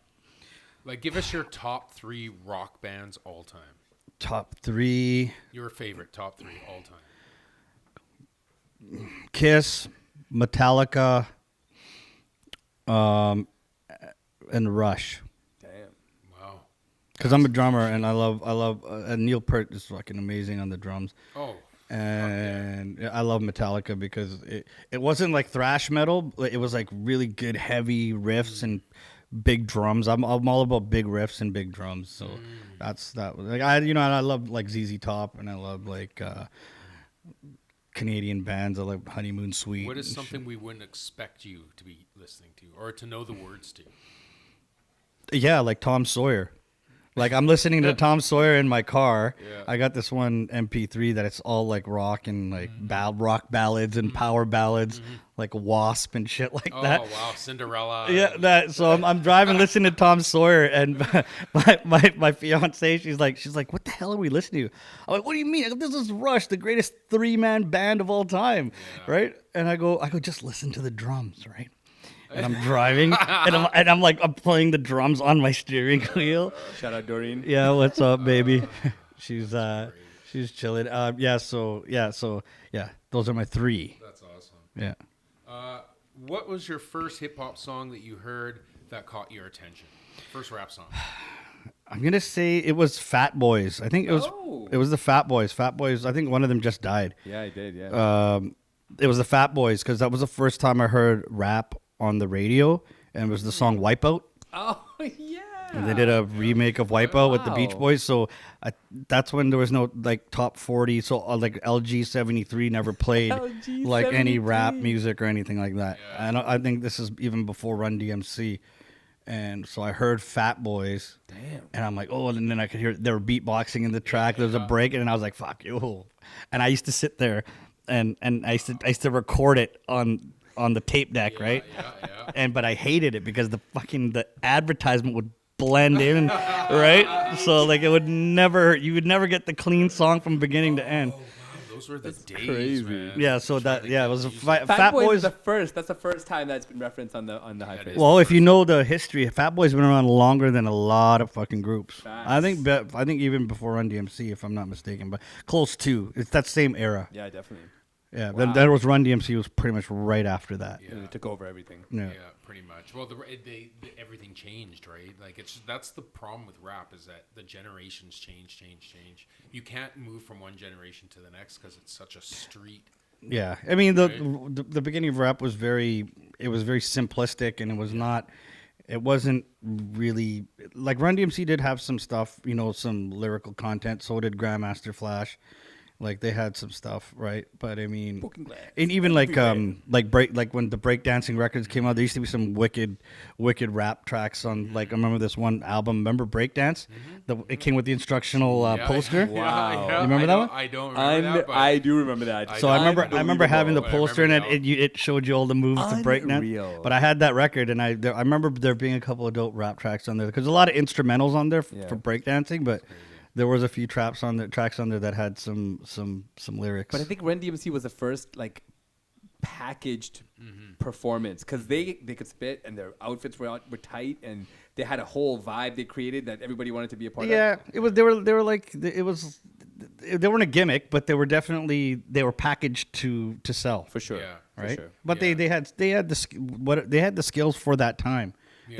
They had something. Yeah. Right. They were more mainstream than your Boogie Down Productions and your other groups that were underground. Run DMC really never was underground. Yeah. No. Right. No, They were kind of like as soon as they broke out, they were boom. Very commercialized. Yeah, they were very On radio commercialized. everywhere. Yeah, they weren't. Dude, they had a sponsorship, man, with Adidas. It's Yeah, insane.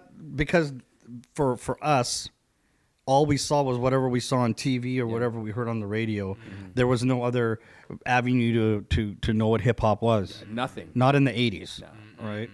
I think it went for like Run DMC, then I think it changed again at LL Cool J. Yeah, LL flipped Then I it. think it changed again at Public Enemy. Yeah. Right, and then after that, I think it changed at NWA.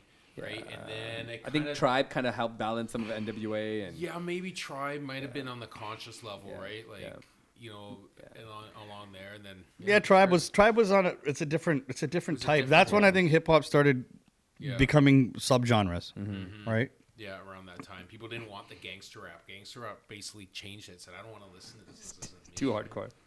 Yeah. Okay, so I think we touched on this too. But did you ever want to perform in any other capacity outside of a DJ? As a Like a performer, I wanted to be a drummer in a rock band. drummer, rock band. Yeah, I had one chance in my life, which I fucking always regret. Oh wow. So there used to be a place by my house called the Rubber Room, and it used to be like a recording. It was a rehearsal space, and I think they had a small studio in there. And so it was right up my street. There's like this stack of warehouses, and so it was a bands that used to play there and rehearse there. And I was working at Safeway across the street, and this lady goes to me. She goes, "Oh, you play the drums?" I'm like, "Yeah." She goes, "Oh, my friend's band. He works at the Starbucks. They're looking for a drummer. They're auditioning for drummers." And I'm like, "Oh, okay." I go, I haven't played the drums in a couple of years, and I just stopped playing with the band that I was playing with. We played a lot together, and then she's like, I'm like, "Oh, what's the group called?" And she goes, "Nickelback," and I'm like, "Oh, okay." So then I go, "Yeah, well, I never heard of them. I don't know anything about that, right?" I called my friend that he was more into the indie rock scene and stuff, and I go, "Yeah, have you heard of a group called Nickelback?"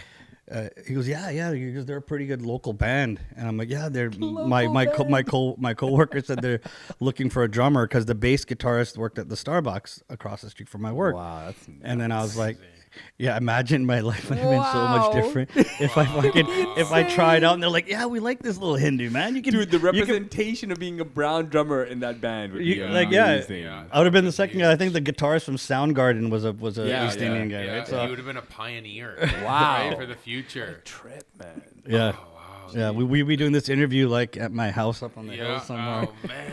eating caviar and Bombing out drinking of some control. Ace of Spades. Right? But this must happen a lot. Obviously, it happens to a lot of us by the time we all hit 40. You know what I mean? Like you have a lot of opportunities missed and stuff, right? And then, you know, do you ever live with regret in that case? Like, do you ever wake up sometimes and go, fuck, man, what did I do? Or, Yeah. are you happy?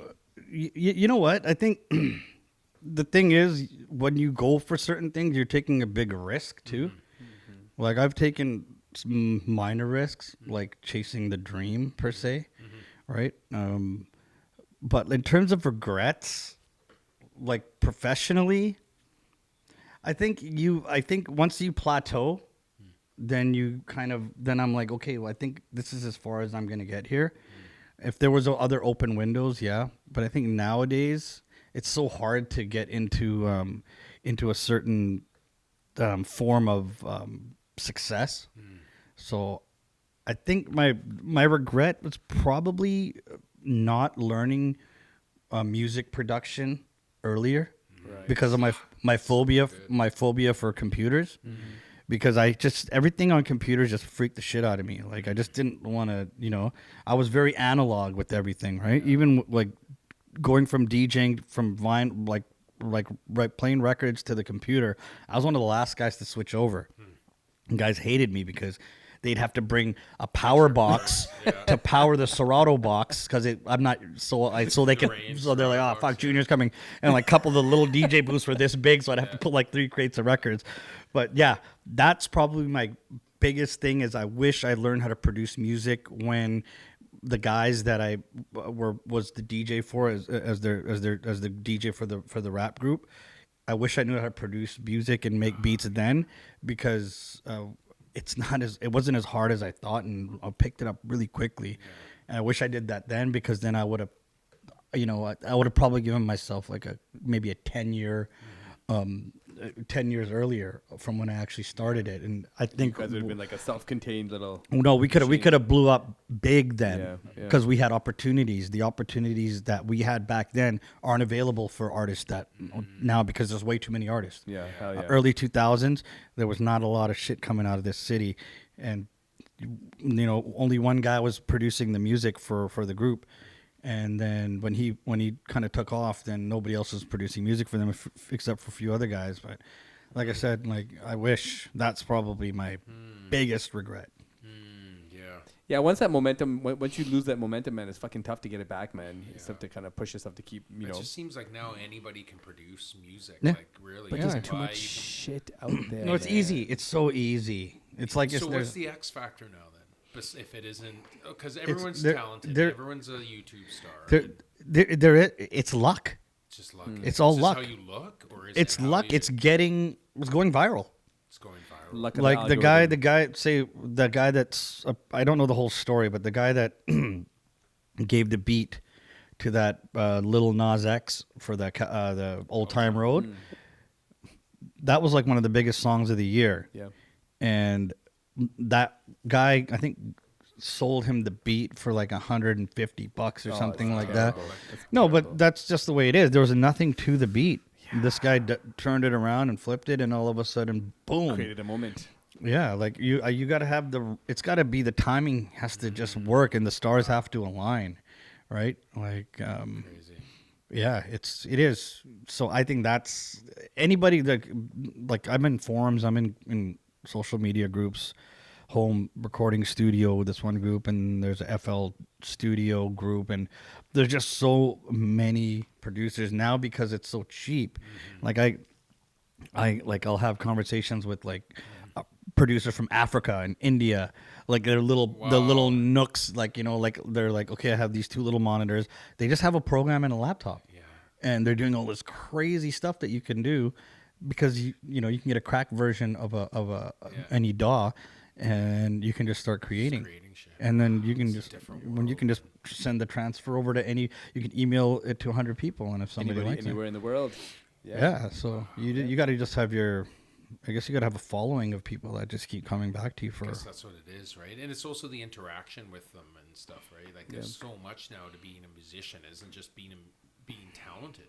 There's like all this social media. If you don't have a team, then you got to do all of it yourself. But dude, there's just so much garbage. Like it just shocks me. I watch some of these videos, and then I listen to some of the shit people say, And then you look in the comments and it's like, fire. Oh, that was amazing. And I'm thinking, what the fuck? Am I the problem?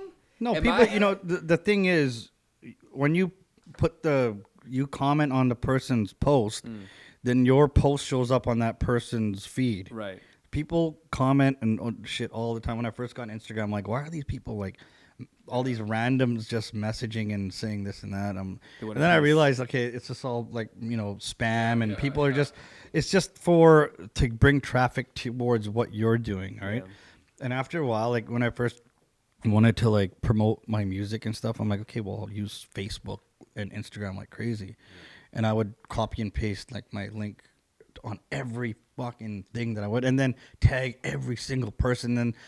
And then one buddy of mine goes, "Yo, bro," he goes, "Easy on the tags, right?" And then I'm like, "Fuck you, then," right? and then I realized it. No, then I realized I'm like, you know what? When I started getting tagged like 50 times a day, then I would be like, yeah, it is getting a little. So now I only tag the people that are directly involved with what I'm doing, or people that I know are a fan of what I do, because like, you know, after a while, okay, who supports what you're doing and who doesn't. So that's kind of it, and you got to build from there. Yeah. Right. You got to build from your own core and spread from there. Like, you know, there's so many, like Vancouver is just so. It's insane how huge the scene is here now. For Too many fucking people. there's just so much now, which is like even when I started really pushing the music thing in like 2013 or whatever, there still wasn't a lot going on. Even then, I wish I knew what I knew today, like then 7 or 8 years ago. I think I would have done a few things differently, but at the same time, it's just the evolution. Hindsight. It's the evolution of technology. It's the evolution of everything, right? So, yeah, fuck. Crazy. Yeah. All right, go ahead. You Okay, guys. most successful, memorable artist you've done a set for? Because I know you've been around a long motherfucking time. There's been a lot. I think one of my favorite moments was when we opened up for Snoop it was like a festival, and so we were one of the opening groups. It was us. It was supposed to be us, Lil Jon, Bubba Sparks, and Snoop. Damn. Lil Jon got taken off the card because they didn't do enough pre-sales for the show. And I had a live mic while Snoop was performing. Oh, shit. So I actually introduced him out to the thing. That was sick. I didn't leave that till 8 a.m. It was like an all-nighter. Scratching for Too Short and miking behind him for him. That was sick. And then opening up for Ice-T at the Commodore for the Vancouver Hip Hop Expo. That was pretty. Wow. In the green room with him. That was pretty, like sitting with him and Coco and having a Heineken, you know. That's iconic stuff right there, man. And then hanging out with E40 on his bus. Damn. While he was cooking, he was slow cooking some ribs, and B Legit was rolling a joint. It was just me, E40, and B Legit. B Legit calls me because he's done a song with me, and he's been to my house and stuff. He came to my house for me to redo a set for him because his DJ couldn't get across the border. So he called me for when him and E40 were doing a show, and he's like, "Well, come and hang out on the bus." And I'm like, "What?" So I'm like, "Fuck, okay." I go park behind the bus and knock on the door, and then the bus driver answers, and he goes, "Oh, I'm a friend of B Legit's 151." And he's like, he's cool. Go in, it's just B Legit sitting there in E40, and I'm like sitting there. I'm just like for me, like Because you were West Coast. Well, growing up, when I was 16, 17, 18, all I listened to was E40, B Legit. Wow. Yeah, and so just to be sitting there, if I told myself, Aunt Banks, that, you know, that one day I'd get to sit on that, you know, that was probably, is those four for sure. Damn. There's a lot more. Some legends. There's a lot more, but I mean, those are the four that really That's incredible. resonate, yeah. So what would you say is your dream career? Like your dream, if you could snap your fingers and you could be, right? And I know you've already said Rock band drummer. Would that still be it right now, you today? Right. Okay. You know, you know what? my dream career now, after doing all this shit and, you know, having this life of, partying and music and all that. Today, if I could just have a nice restaurant Oh wow. and just it be my nice restaurant Easy. and I'd cook. Yeah, Like, I see you chefing on social media. I like to You drop some cook on and social shit, media. so I would love that and just have a Damn. nice restaurant where, it would seat like, because I'm older now, Yeah, right? yeah. This is what I would enjoy to do, just fucking Interesting. cook and have a nice restaurant and have it be, busy on a constant basis. Cool. That's something that I love to do. I don't know if dream career also. Fuck, I don't know, man. like I love cars too. Yeah. So like I don't want to be a race car driver. Maybe I would love to be a car customizer. Oh shit. Yeah, see, like I'm into van custom. It's so weird. Our DJ in lifetime, like I'm an awesome cook. I cook in my house. Yeah. Right, and you want to be a car restaurant? I want Yeah. to do vans. Yeah. I've been wanting to turn vans into like living spaces. I don't really want to get I don't want to like I would do some work on the car, but I want to be like the guy from West Coast Customs that Well, helps Dude, design. You gotta see his car though, man. He's Oh, yeah? What is he's it? got a classic. I got it's a '64 Parisienne convertible. What's a Parisian convertible? So it's a Pontiac Parisienne.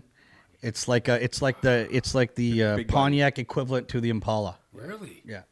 Dope. All the same guts as an Impala, but it's a Pontiac. That's Wow. so I'm a it's big and Pontiac. long. Low rider. Yeah, it's a lowrider. It's no hydraulics, nothing. It's just a cruiser, just a cruiser. Do you still take it out and drive it all the Oh yeah, I drive it every year. Once the weather gets better, then from like May till about October, I drive it all the time. I could even load my fucking DJ gear in there. Oh, really? Yeah. It's that West big of a Coast shit, trunk? yo. The trunk is That's huge. a real West Coast. I shit even right set there. my turntables in the trunk, and I would DJ car shows That's with awesome. the turntables in the trunk. Yeah, sick. That's Okay. If you could take 3 artists' catalog to whatever the afterlife is, what 3 would they be? Oh fuck. Whew. genres. Yeah. Shit, man. I know he was gonna say one. I know one he's gonna say for sure. Everybody says it. You're not gonna say the Chronic, are you? No. Okay.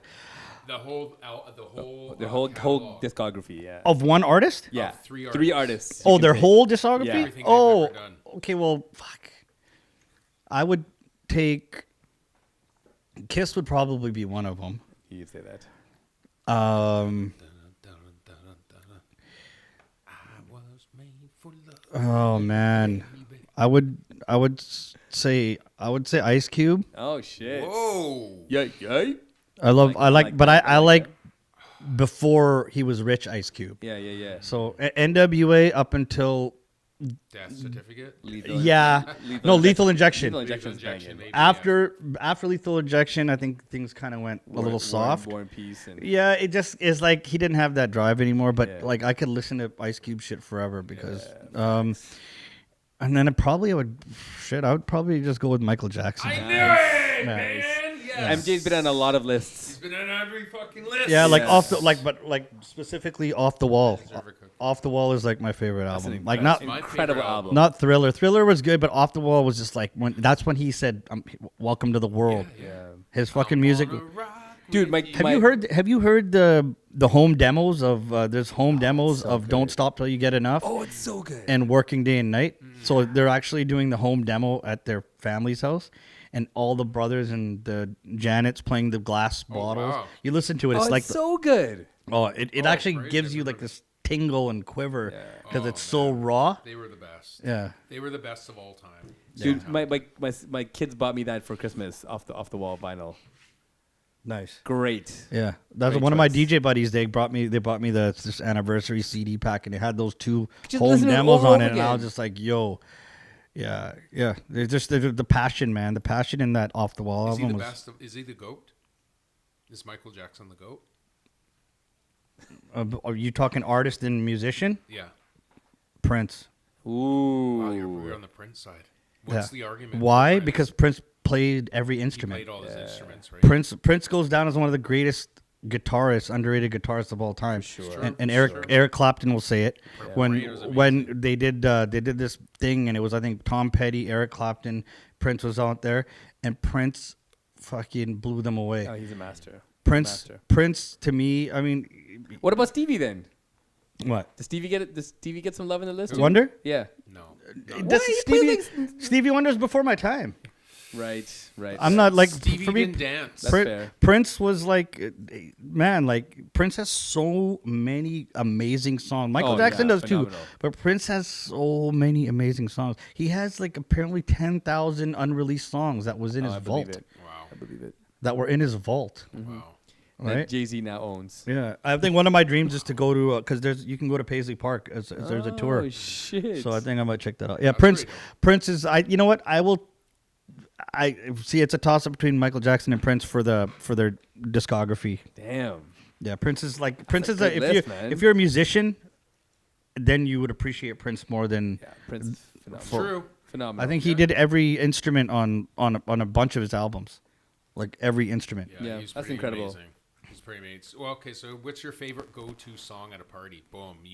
Favorite go-to, like Oh, reliable. well, that's gonna be Usher. Yeah, Oh shit! it is. Once you hear bang, bang, bang, bang, Everybody- everybody's like, eh. It crosses every generation, really. Yeah. Like Yeah, that or even Billie Jean. Billie Jean, Damn. Low. Yeah, Low. yeah, Billie Jean. Yeah, and then even Sort of get low, California low, Love. low. no, even like Jump around sometimes, but not really. White people. Actually not really. no, even You Shook Me All Night Long by ACDC. Yeah, that's Pe- still a classic. People go to that. There's a bunch of songs. I mean, I guess it's the crowd, Yeah. right? Yeah. Whatever your crowd is, you know there's the go-to, Yeah. right? Don't stop believing. Like White Folk, Shout by the Isley Brothers. Yeah. You know you make me want to shout. Wow, Long version. that's Long version. unreal. Long version. What terrible. Okay, influences that made you want to Oh, become we a talked DJ. about that. Yeah, it was Zuli Z, Jam Master J. Oh yeah. You know, Oh, this is a good one. Ask him this one. Worst comments you've heard from people at the party. Worst comment. Worst. oh, things this you've is the had funniest people one. say. You want to hear a funny one? Yeah, I do. Yeah. Okay. I know you got a good one. So it was a mixed wedding, right? It was a East Indian and white wedding, and so I played like a. I don't guess there was an Indian song playing, and this young girl comes up to me. She goes, "Can you play like a white song?" Like, Oh, wow. I'm like, of course. I go. Can you tell me like what white song would you like to hear? She goes, I don't know. Like Usher or something, Yeah, right. right? Well, I was like, Usher's white. What She the goes, fuck? oh, she goes like, well, you know what I mean, right? No, idiot. I'm like, that was the funniest. Wow. And then, Don't be that You know, white every girl. DJ, AC will know that every party has the stupid question like, like, can you play a better song, or can you play a song that's gonna make people want to dance? I'm like, when there's Hate people it. dancing, Jesus there's so Christ. many stupid ones. Or the person on the dance floor that. Oh, that one pisses me slip. off. Like, next or this. Yeah. Yeah, next. Holy fuck, dude, the worst. Like I've had and then once I I give never them, knew this. This is amazing. no, that's dude. They do this, That's amazing. or they're like, no. I'm like, oh my god, that ruins your. I mean, It makes me hate everyone at the party. yeah, you just don't want to. It ruins your whole fucking night. Yeah. Be that person. You're hearing It does. DJs tell you what not to do. DJs are introverted people. We're naturally introverted, the ones that do well. And you would think that it's different, that we're like, oh, we're the life of the party and shit. I had a We're wedding. not. I had a wedding to do, and so the bride tells me, she goes, "Just to let you know, my sister's gonna fucking be bothering you the whole time." I'm like, "Oh, well, I've seen the worst, right? No worries, right? I'll deal with it." Yeah. And so I'm doing this pre-wedding party, and I'm doing it, and the bitch was sitting right fucking next to me. She goes, "Okay, we're brown, but we're not really brown. We're more white. Oh, so, my so goodness. we don't want too much of the." I'm like, what the fuck are you talking about? I go, I guarantee you, I'm fucking whiter than you are. Yeah. Right? If that even means anything. So she's like, okay, you gotta play this song. Okay, we really like fucking Summer of '69, and we really need. I'm like, holy fuck. I'm like, okay, right? I go, fuck. Guess what? I have to do a whole week's worth of wedding events for them in Mexico. Oh, wow. So I'm doing an amazing job, so I'm thinking. And then I told her when we got there, I go, don't come near me. Yeah. Like, I go, don't make me upset, Enjoy the sun. right? At the reception, so they go, we want to keep it as minimal as for Indian music, just, a couple here and there. So I'm DJing, and party's going crazy. This is the final reception. And this nice old man, probably fucking 85 years old, man. He flew all the way to Mexico for this wedding. And he goes, oh, my grandson really likes this song. Can you play it for him, right? And I'm like, he goes, you're doing such a great job. I'm like, of course, Yes, course, sir. grandfather. Leader of the family. Right? Right. Fuck, Elder I throw it patriarch. on. And the sister comes in, she starts going, and the other sister, I'm like, You can see it. no. You see it from and where you are. I lost it. Yeah. I lost it. Yeah. I told them to go fuck themselves, right? Yeah. I go, that nice old man, I go, you know what? I told you not to bother me. Yeah, I go, I can straight only up. take so much of your shit. Straight up. And so the party it still went good. Okay, one or two songs where they said, oh, why are you playing an Indian song? I go, it's a fucking Indian wedding, for fuck's sakes. I go, you should have had your fucking wedding in fucking in Alabama then. Yeah, So what do? The next day, I'm like, I don't even want to be near by the pool by these people. I was so disgusted. I was like terrible, 2 pools man. away. Then I was like, fuck, I don't want to be. I still had like two or three more days there. That's crazy. So you know what I did? I called the airline. And just booked it. I go, fuck, I paid for my own way back. Yeah. it's I fair grabbed enough. my shit. That's huge. That was They didn't really need you. it was such a turn off for me to be there, and like they weren't really having parties. They just having someone to boss around. exactly. For a week. Yeah, and I was just like, and I ended up seeing them at another wedding, and then I was like, oh my god, she stayed away from me, Good. and then her sister, the bride, emceed another wedding that I did, and me and her were cool. Even her husband was cool. They were cool. They were like, you know what, you just have to watch out for these people. There's always one. Dude, There's always as one. a DJ, the enemy number one is the brown girl at the party. Enemy number fucking one. The drunk brown girl. Yes. Come on, When brown girl, no, do listen. better. This is the truth. Drunk. You roll in, drop your shit in, setting up all your gear. Boom, boom, boom. If there's anybody in the room, the first girl that approaches you openly is the trouble in the group. She's just not drunk yet. No. She's just outgoing. And you're like, oh, you welcome me. Hey, what's your name? I'm Mike. Oh, how long you been a DJ? Oh, for this long. Oh, yeah, this one. You must do a lot of weddings. Oh, I do, yeah, but this and that. And I know in my head, Advice is coming. it's going to happen. Yeah. There's going to be some stupid-ass Drake song being requested. Yeah. Or something, man, that will happen. Even like It's the always young fun. ones now, like I've been seeing they're starting younger and younger now, and I'm like, why are you? I'm like, and that's why I'm God waiting for one hit song to get me. I love to DJ. Yes, yeah. I love to DJ. Don't get me wrong. I just wish I could do certain. I like doing small weddings, and I like doing weddings that are of mixed cultures. That way, I don't have to focus on one type of demographic for what kind of music I play, because I can't handle it. So now I don't even take gigs anymore. I'm working with some planners and stuff and other people. So I'd rather not work for certain. I retired. Yeah. I Be able did to too. pick what you do. Yeah, that's. I mean, it's gonna happen once COVID ends and the wedding industry is gonna boom again. It's just like. I'm gonna pimp out some DJs. I've never done that before. And I'm like, you know what? I'm just wanting to MC. That's my strength. I'm like a party guy. I can host a whole room. Yeah. Get everyone laughing. Yeah. I mean, games and shit. I have everything. So I'm like, I don't want to DJ, man. There's a lot of just nonsense when it comes to DJing. It really is If you're a not DJ and glamorous. you want to be pimped, hit up Mike. Yeah, just hit me up. I'll get you. It's paid. brutal, man. I would It's really like brutal. people pass me their phones. Can you plug my phone in and play the Oh, song? get the fuck out. Oh yeah, sorry, I just burped. MC and DJ at the same time. It's just like chaotic nightmare, right? Like I just don't. Yo, y'all better be listening, man. Things not not to do glamorous. to the DJ. All right, here, switch the question up for him. Ask him this one. No. Ooh, would you rather have endless money or endless love? Ooh, he's about to get married too, Mike. I'm fucking with him right now. Endless love. You know what? If I was broke and happy in love, I'd be good. That's facts. So I would definitely say if I was rich and miserable, I wouldn't like that. So it definitely would be the love. Facts. Because I'm not. I don't have a lot of needs. I'm not one that needs a lot of shit. I don't buy fancy shit. Yeah, same. I don't. I don't wear fancy shit. Yeah. Like I don't. That's not my style, right? I like to wear Chucks, and I don't like to. That's. So I don't need a lot of money to be happy. And there was a time that I didn't have any money, right?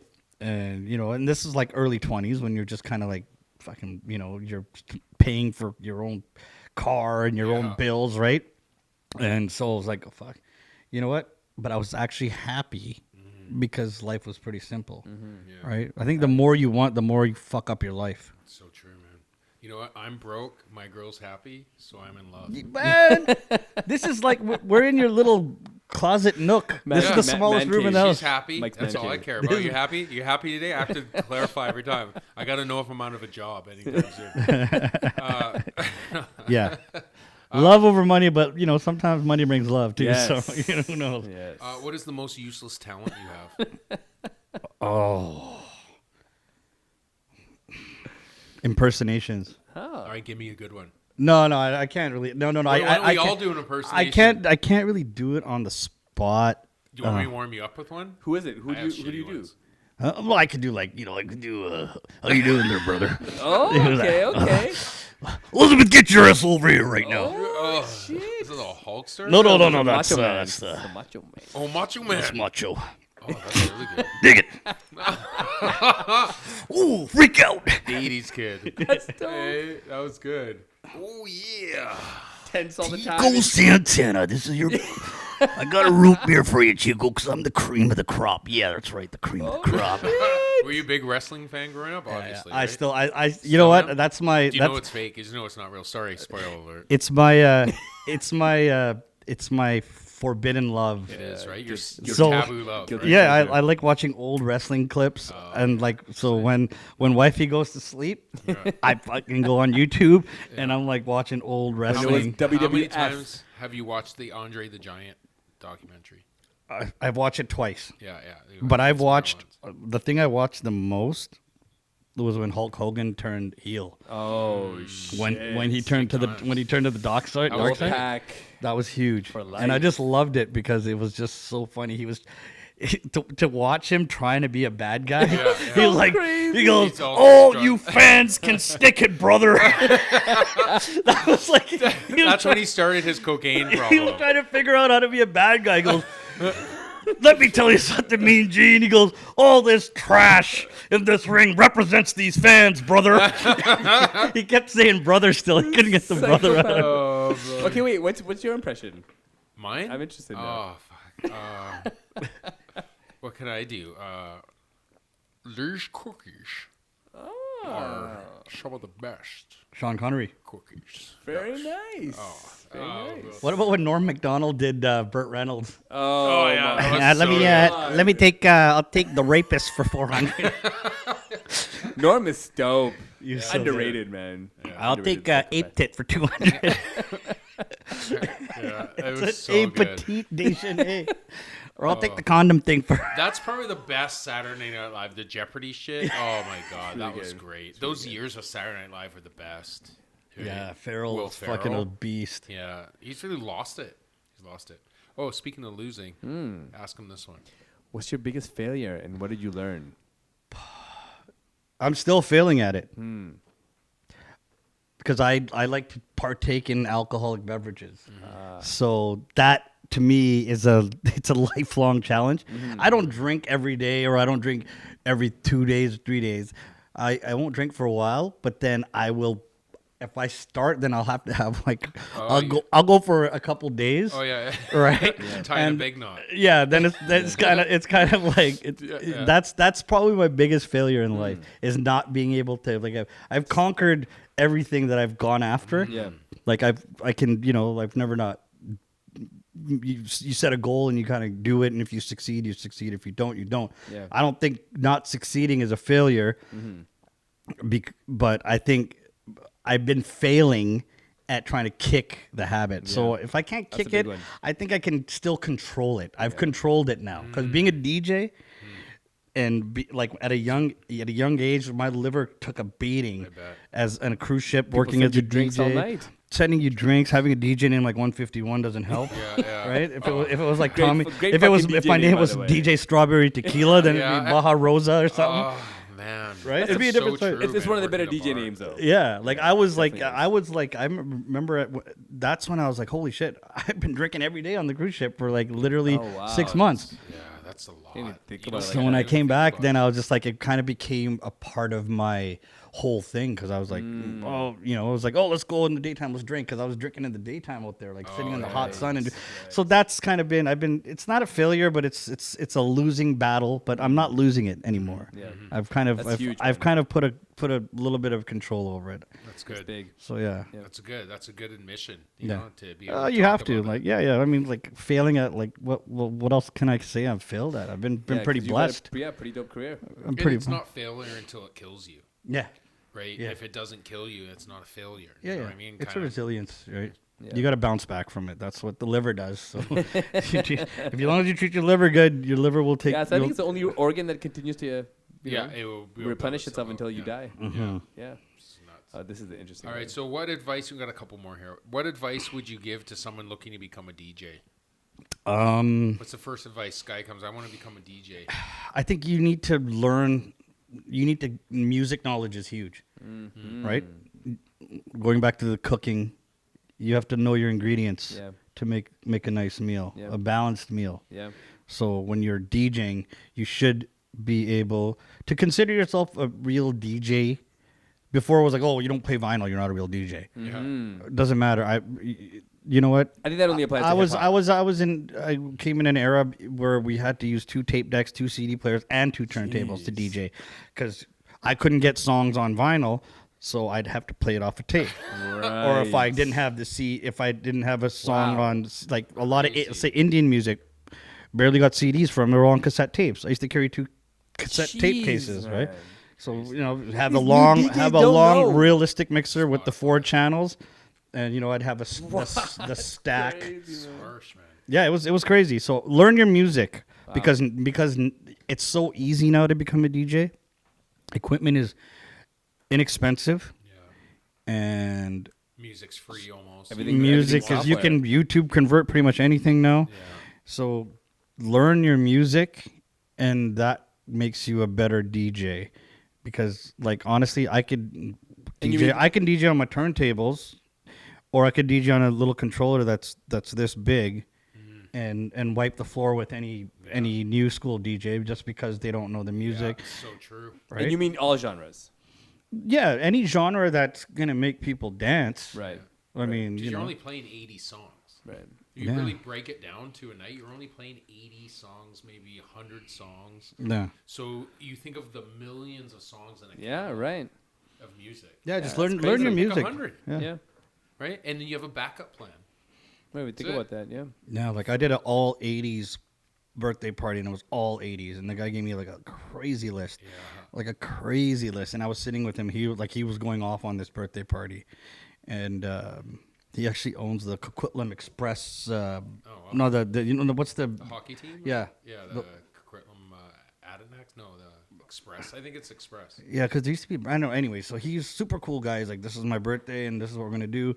Go And, hard. and then I started throwing some other songs that he Yeah. didn't have on his list. He's like, oh, fuck, I forgot about that Yeah, song. yeah. Like, oh, fuck, I forgot about that song, right? So, and he was so happy and impressed with that. And that's the thing. Your whole point of being a DJ is to fucking make whoever you're DJing for happy. Right. 100%. So, yeah, learn your music, man, and don't play songs that you want to play. Right. Play the songs that your people want to play. I'd be a whack ass DJ. Oh, you would. Yeah. No, you know it too. I only play music I like. See, the only song that I ever played that I like, which is really a fucking weird song, it's a new song. It's called 3 Nights. You ever hear that song, 3 Nights? No. 3 nights at the hotel where we stand. This is a new song? It's a new song, yeah. Yeah, Dominique something or other, right? But it's just, I just Pop like it. music, I that throw it shit. on during like a little cocktail hour or Yeah. something. It's just time where it's like, Makes people happy. yeah, it's just whatever. Yeah, it's weird. Yeah, It's you have some to, weird like, shit. I have, like, I don't know about you, Mike, but my I was looking at my laptop at my storage, right? For my, and 90% of my storage is music Damn. on my laptop. Like That's like crazy. 350 terabytes. That's not a lot, but That's like a lot. it's like takes up all the space on my computer on my Mac, right? And I'm like I can't really get rid. I'm like maybe I can take all my samples and stuff that I have for my production program, but there's only like it's like only like 3 gigs of that, and I'm like the rest of it it's like all the you know the DJ City or the or the my MP3 those files are huge, right? Like I'm like wow, I have so much fucking music. Incredible. That's a lot, yeah. It's a lifetime. Yeah, it is a lot. I just started using Macs, and I'll have more storage. Because I have Indian music and I have a lot of Indian music and like you know. That's an endless catalog, the Indian stuff. So this question is left field. What would you name your boat if you had one? Doreen. Damn. Boom. That's it. I'll call Melton it Hearts. Doreen Miss Daisy. Isn't that some shit? Oh, that's cute. We're gonna cut that part out specifically and put it on Instagram. Yeah. All right, let's just do one more.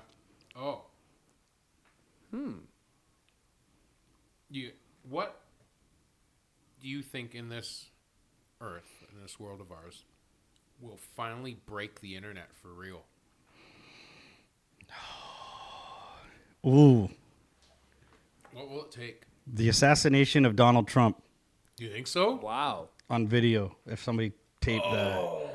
That would be pretty destructive, man. No, I'm like, I hope I don't get like crazy. attacked by the CIA for whatever for this. He's but not saying he'd do it. I think that if somebody, because he's just been like the last 4 years have all been about him, yes. right? So if like Something crazy. if somebody did Imagine something, that? if somebody like assassinated him or something like that, I think that would break the internet.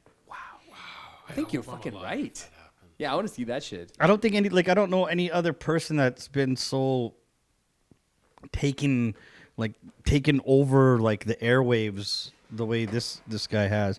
And I'm just saying, you know what? Real, Honestly, like he just didn't do his job good. Yeah. You know? Outside of being a piece of shit human being. Yeah, but I mean, like, he should have never got into politics. Yeah, never. Should have stayed on the sidelines and been a I billionaire. just, you know, like he should have just been the schmuck that he is. done what he was doing, which was, you know, ripping people off. Being a rich bitch ass. Yeah. So fuck, whatever, man. Wow, I good think call on that one. I think that would break the internet. Yeah. Because I don't know anybody that's the bigger, like he's not a star, but he's just the most watched person. And once again, we are not advocating for this to happen, but if someone chooses to do so, I will not be disappointed.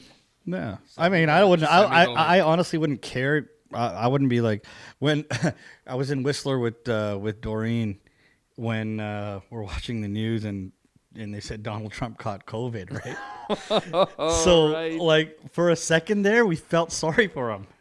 Right? First, I was like, "Oh my god, the fucking guy caught it! That's the funniest shit ever!" Yeah. Right? And then after then I was like, "Oh fuck, man! I hope the poor guy doesn't, you know, like maybe he's gonna change now." I thought, gain some empathy. I thought that was gonna be the turning point of him to change and be a better person. No. And he was pretty much worse. He's a piece of shit. So I'm honestly through. like, I'm just like, fuck, yeah, man. To the bones, he's a That's piece of amazing. shit. To the bones. So what do you got going on now? Like, what's going on next for you? Are you producing Yeah, it right now? yeah, I got a bunch of things on the go. I just released a single. It's the song is called Elephant in the Room.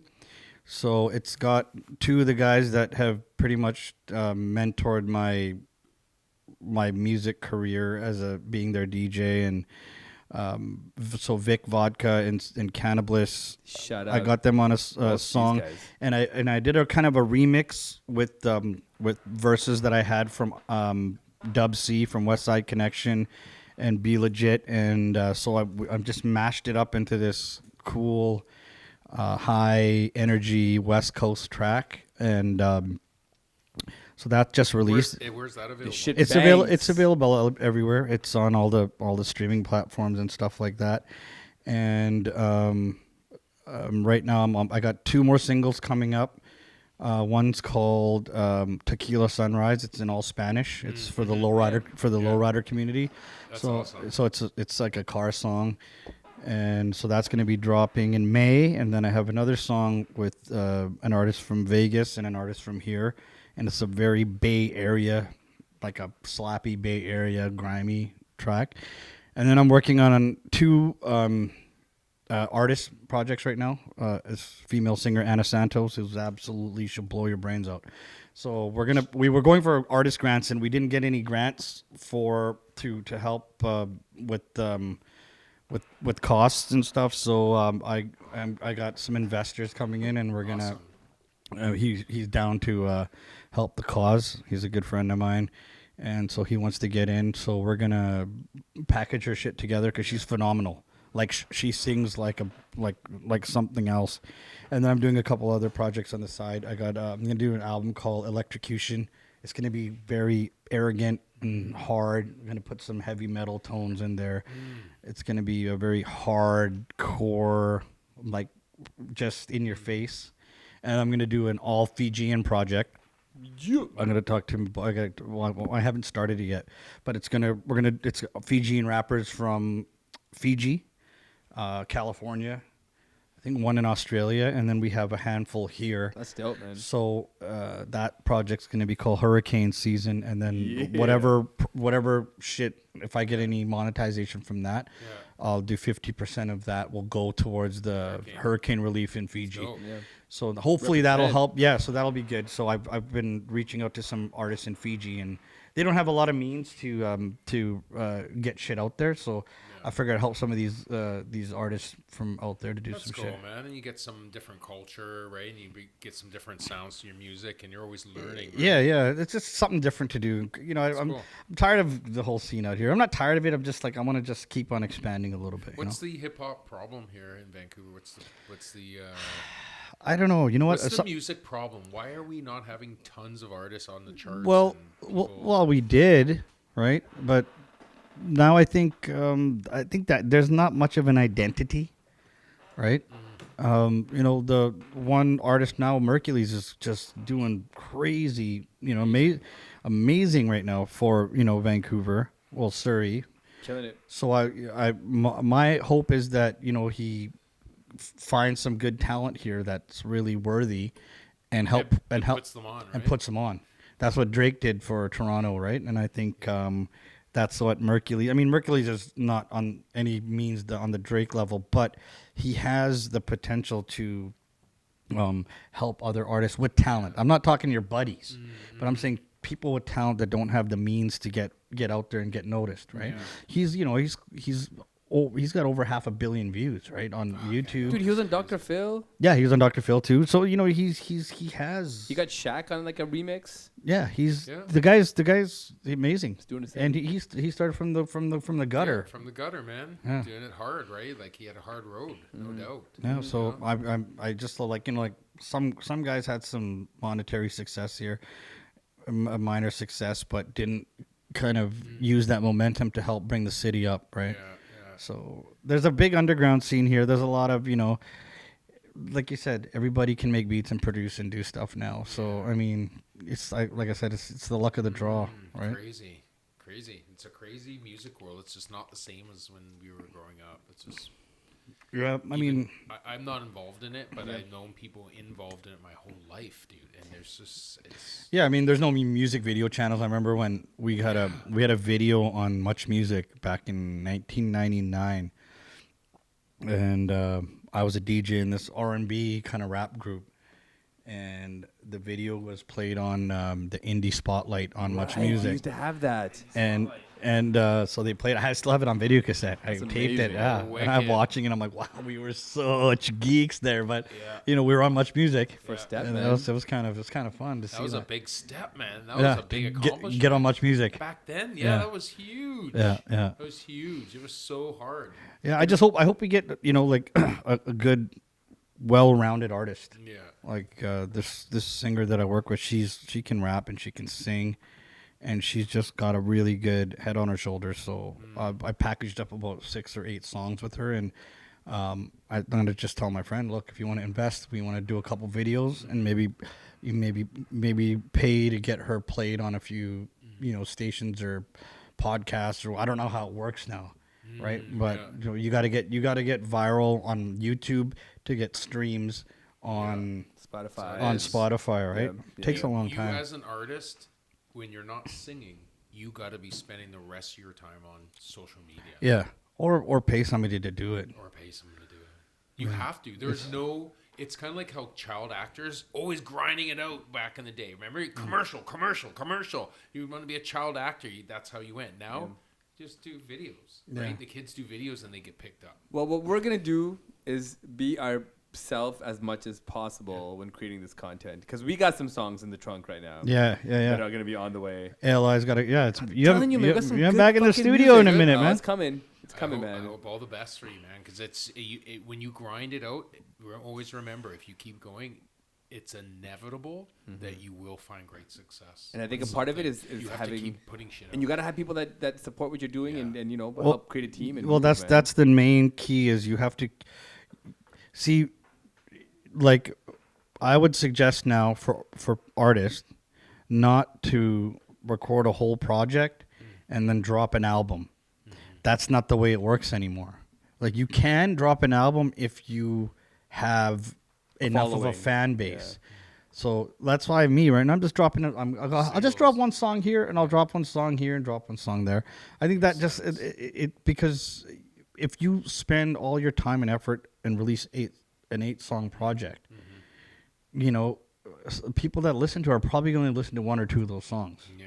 Right? That they like. Yeah. Right? Yeah. Like back in the days, they call them the B-side. Like, that was just the B-side of the single, right?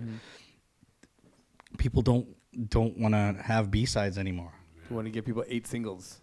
Yeah. True. And they probably just want mixed anyway. Mixed artists. Yeah. You're almost better to have a squad of like 5 or 6 guys and then do a whole album, of each of them doing 3 songs or something. Yeah, that's tough because there's a lot of egos.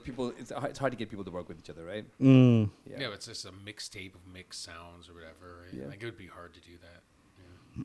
How about a 45-year-old male singer who, can sing like some Adele songs once in a while?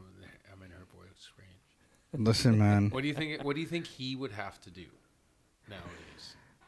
Fuck, he would need like a Justin Bieber to spruce him up a little bit. No, just to discover him.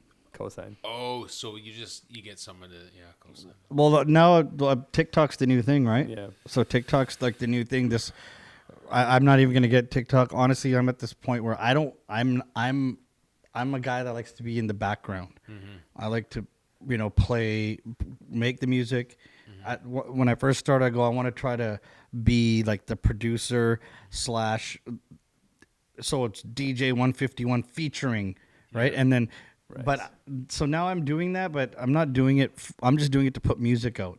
I'm not, because it's my song, right? But I don't care for I don't consider myself an artist. I just consider myself like a DJ producer. Yeah. I'm not.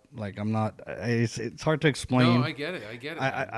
You're at a totally different. You're after a totally different goal. Yeah, my goal is to create a great song that's gonna kind of, that I can listen to, like a bunch of years down the line. Like we did a song together, and I still think it's one of the best songs. It's called "Sweet Sorrow." Yeah. And like it still sounds great when I hear it today. When we recorded it, still one of my most spin songs on Spotify. We did it like, I don't know, 6 years ago or whatever it was. So like, there's certain songs that I'm like, yeah, you know what, I made that song. Yeah. I created that. That's like, we created it together. Yeah. So I'm more on that level. Like I don't need no.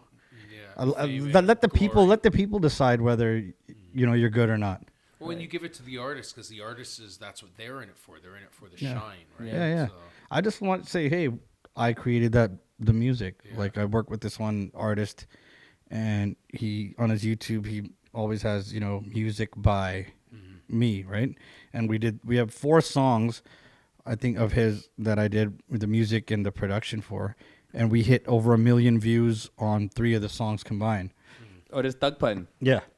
Shout out Thug Punch. So and like he's evolving now. Like he's doing more conscious songs, and this one song he did about his grandfather like had about 620,000 views. Damn. And then the latest one we did, it's over 300,000 now. And then another one we did, it was like 100 and whatever. So I mean, fuck, like that's over 1 million. That's a pretty decent number for a guy that has a studio in the back of his house. Yeah. I'm all right with that. I want 1 million. That's where it's at, man. All right, dude. Well, tell them where everybody can follow you, where they can see you online. So Instagram, it's DJ 151 Vancity, so 151 Vancity. And then on Facebook, I have two pages that are, one's DJ 151. That's for my DJing, for DJ inquiries and stuff like that. And then Area 151 Recording Studio. That's for music related production, studio stuff. And my personal one, which is not important, because honestly, I'm like, I'm social media'd out sometimes. Don't need no DM sliding. I don't get no DMs. But I'm so tired of like having to like always, shit, to stay relevant. Yeah. So what I've been doing, I made a bunch of videos. I got about 20 videos. So I'm going to be releasing a beat, like 2 beats a week on like as an Instagram post. Yeah. So I've been making these funny kind of like picture slides with the beat, Cool. right? So so I'm just gonna do that, and I got I'm doing like funny shit. That'd be dope. That's Yeah. wicked. You Yeah. know, I that's got my smart. dog in one of them. It's just That's like cool, dude. Lola. yeah. That's what you got to do. That's what you Yeah. got to do. And then where can they find you? You can find me tomorrow trapped in the house because I ate some gluten cookies, which I wish I didn't have done. I knew I shouldn't have left them out there. I was trying to get rid of them. Dude, it's the indica. It's the indica, man. So I'll be at home. So. Indica will do it. You can find me, ALITE. It's actually now, it's _ALITE on all social media, man. This is the High Phrase Podcast. That's DJ 151. It was really nice to meet you. ACDJ. Yeah, man. I'm just so happy. Thanks for having me. I think I'm baked right now. Yeah. That's what happens. Contact Are you gonna be able high. to? Are you gonna be able to Contact drive home? Yeah, I'll be fine. That's dope. Cookies, drinks, some cannabis, and a cigar in the mix. I'll get Peace, y'all. gluten-free ones next time.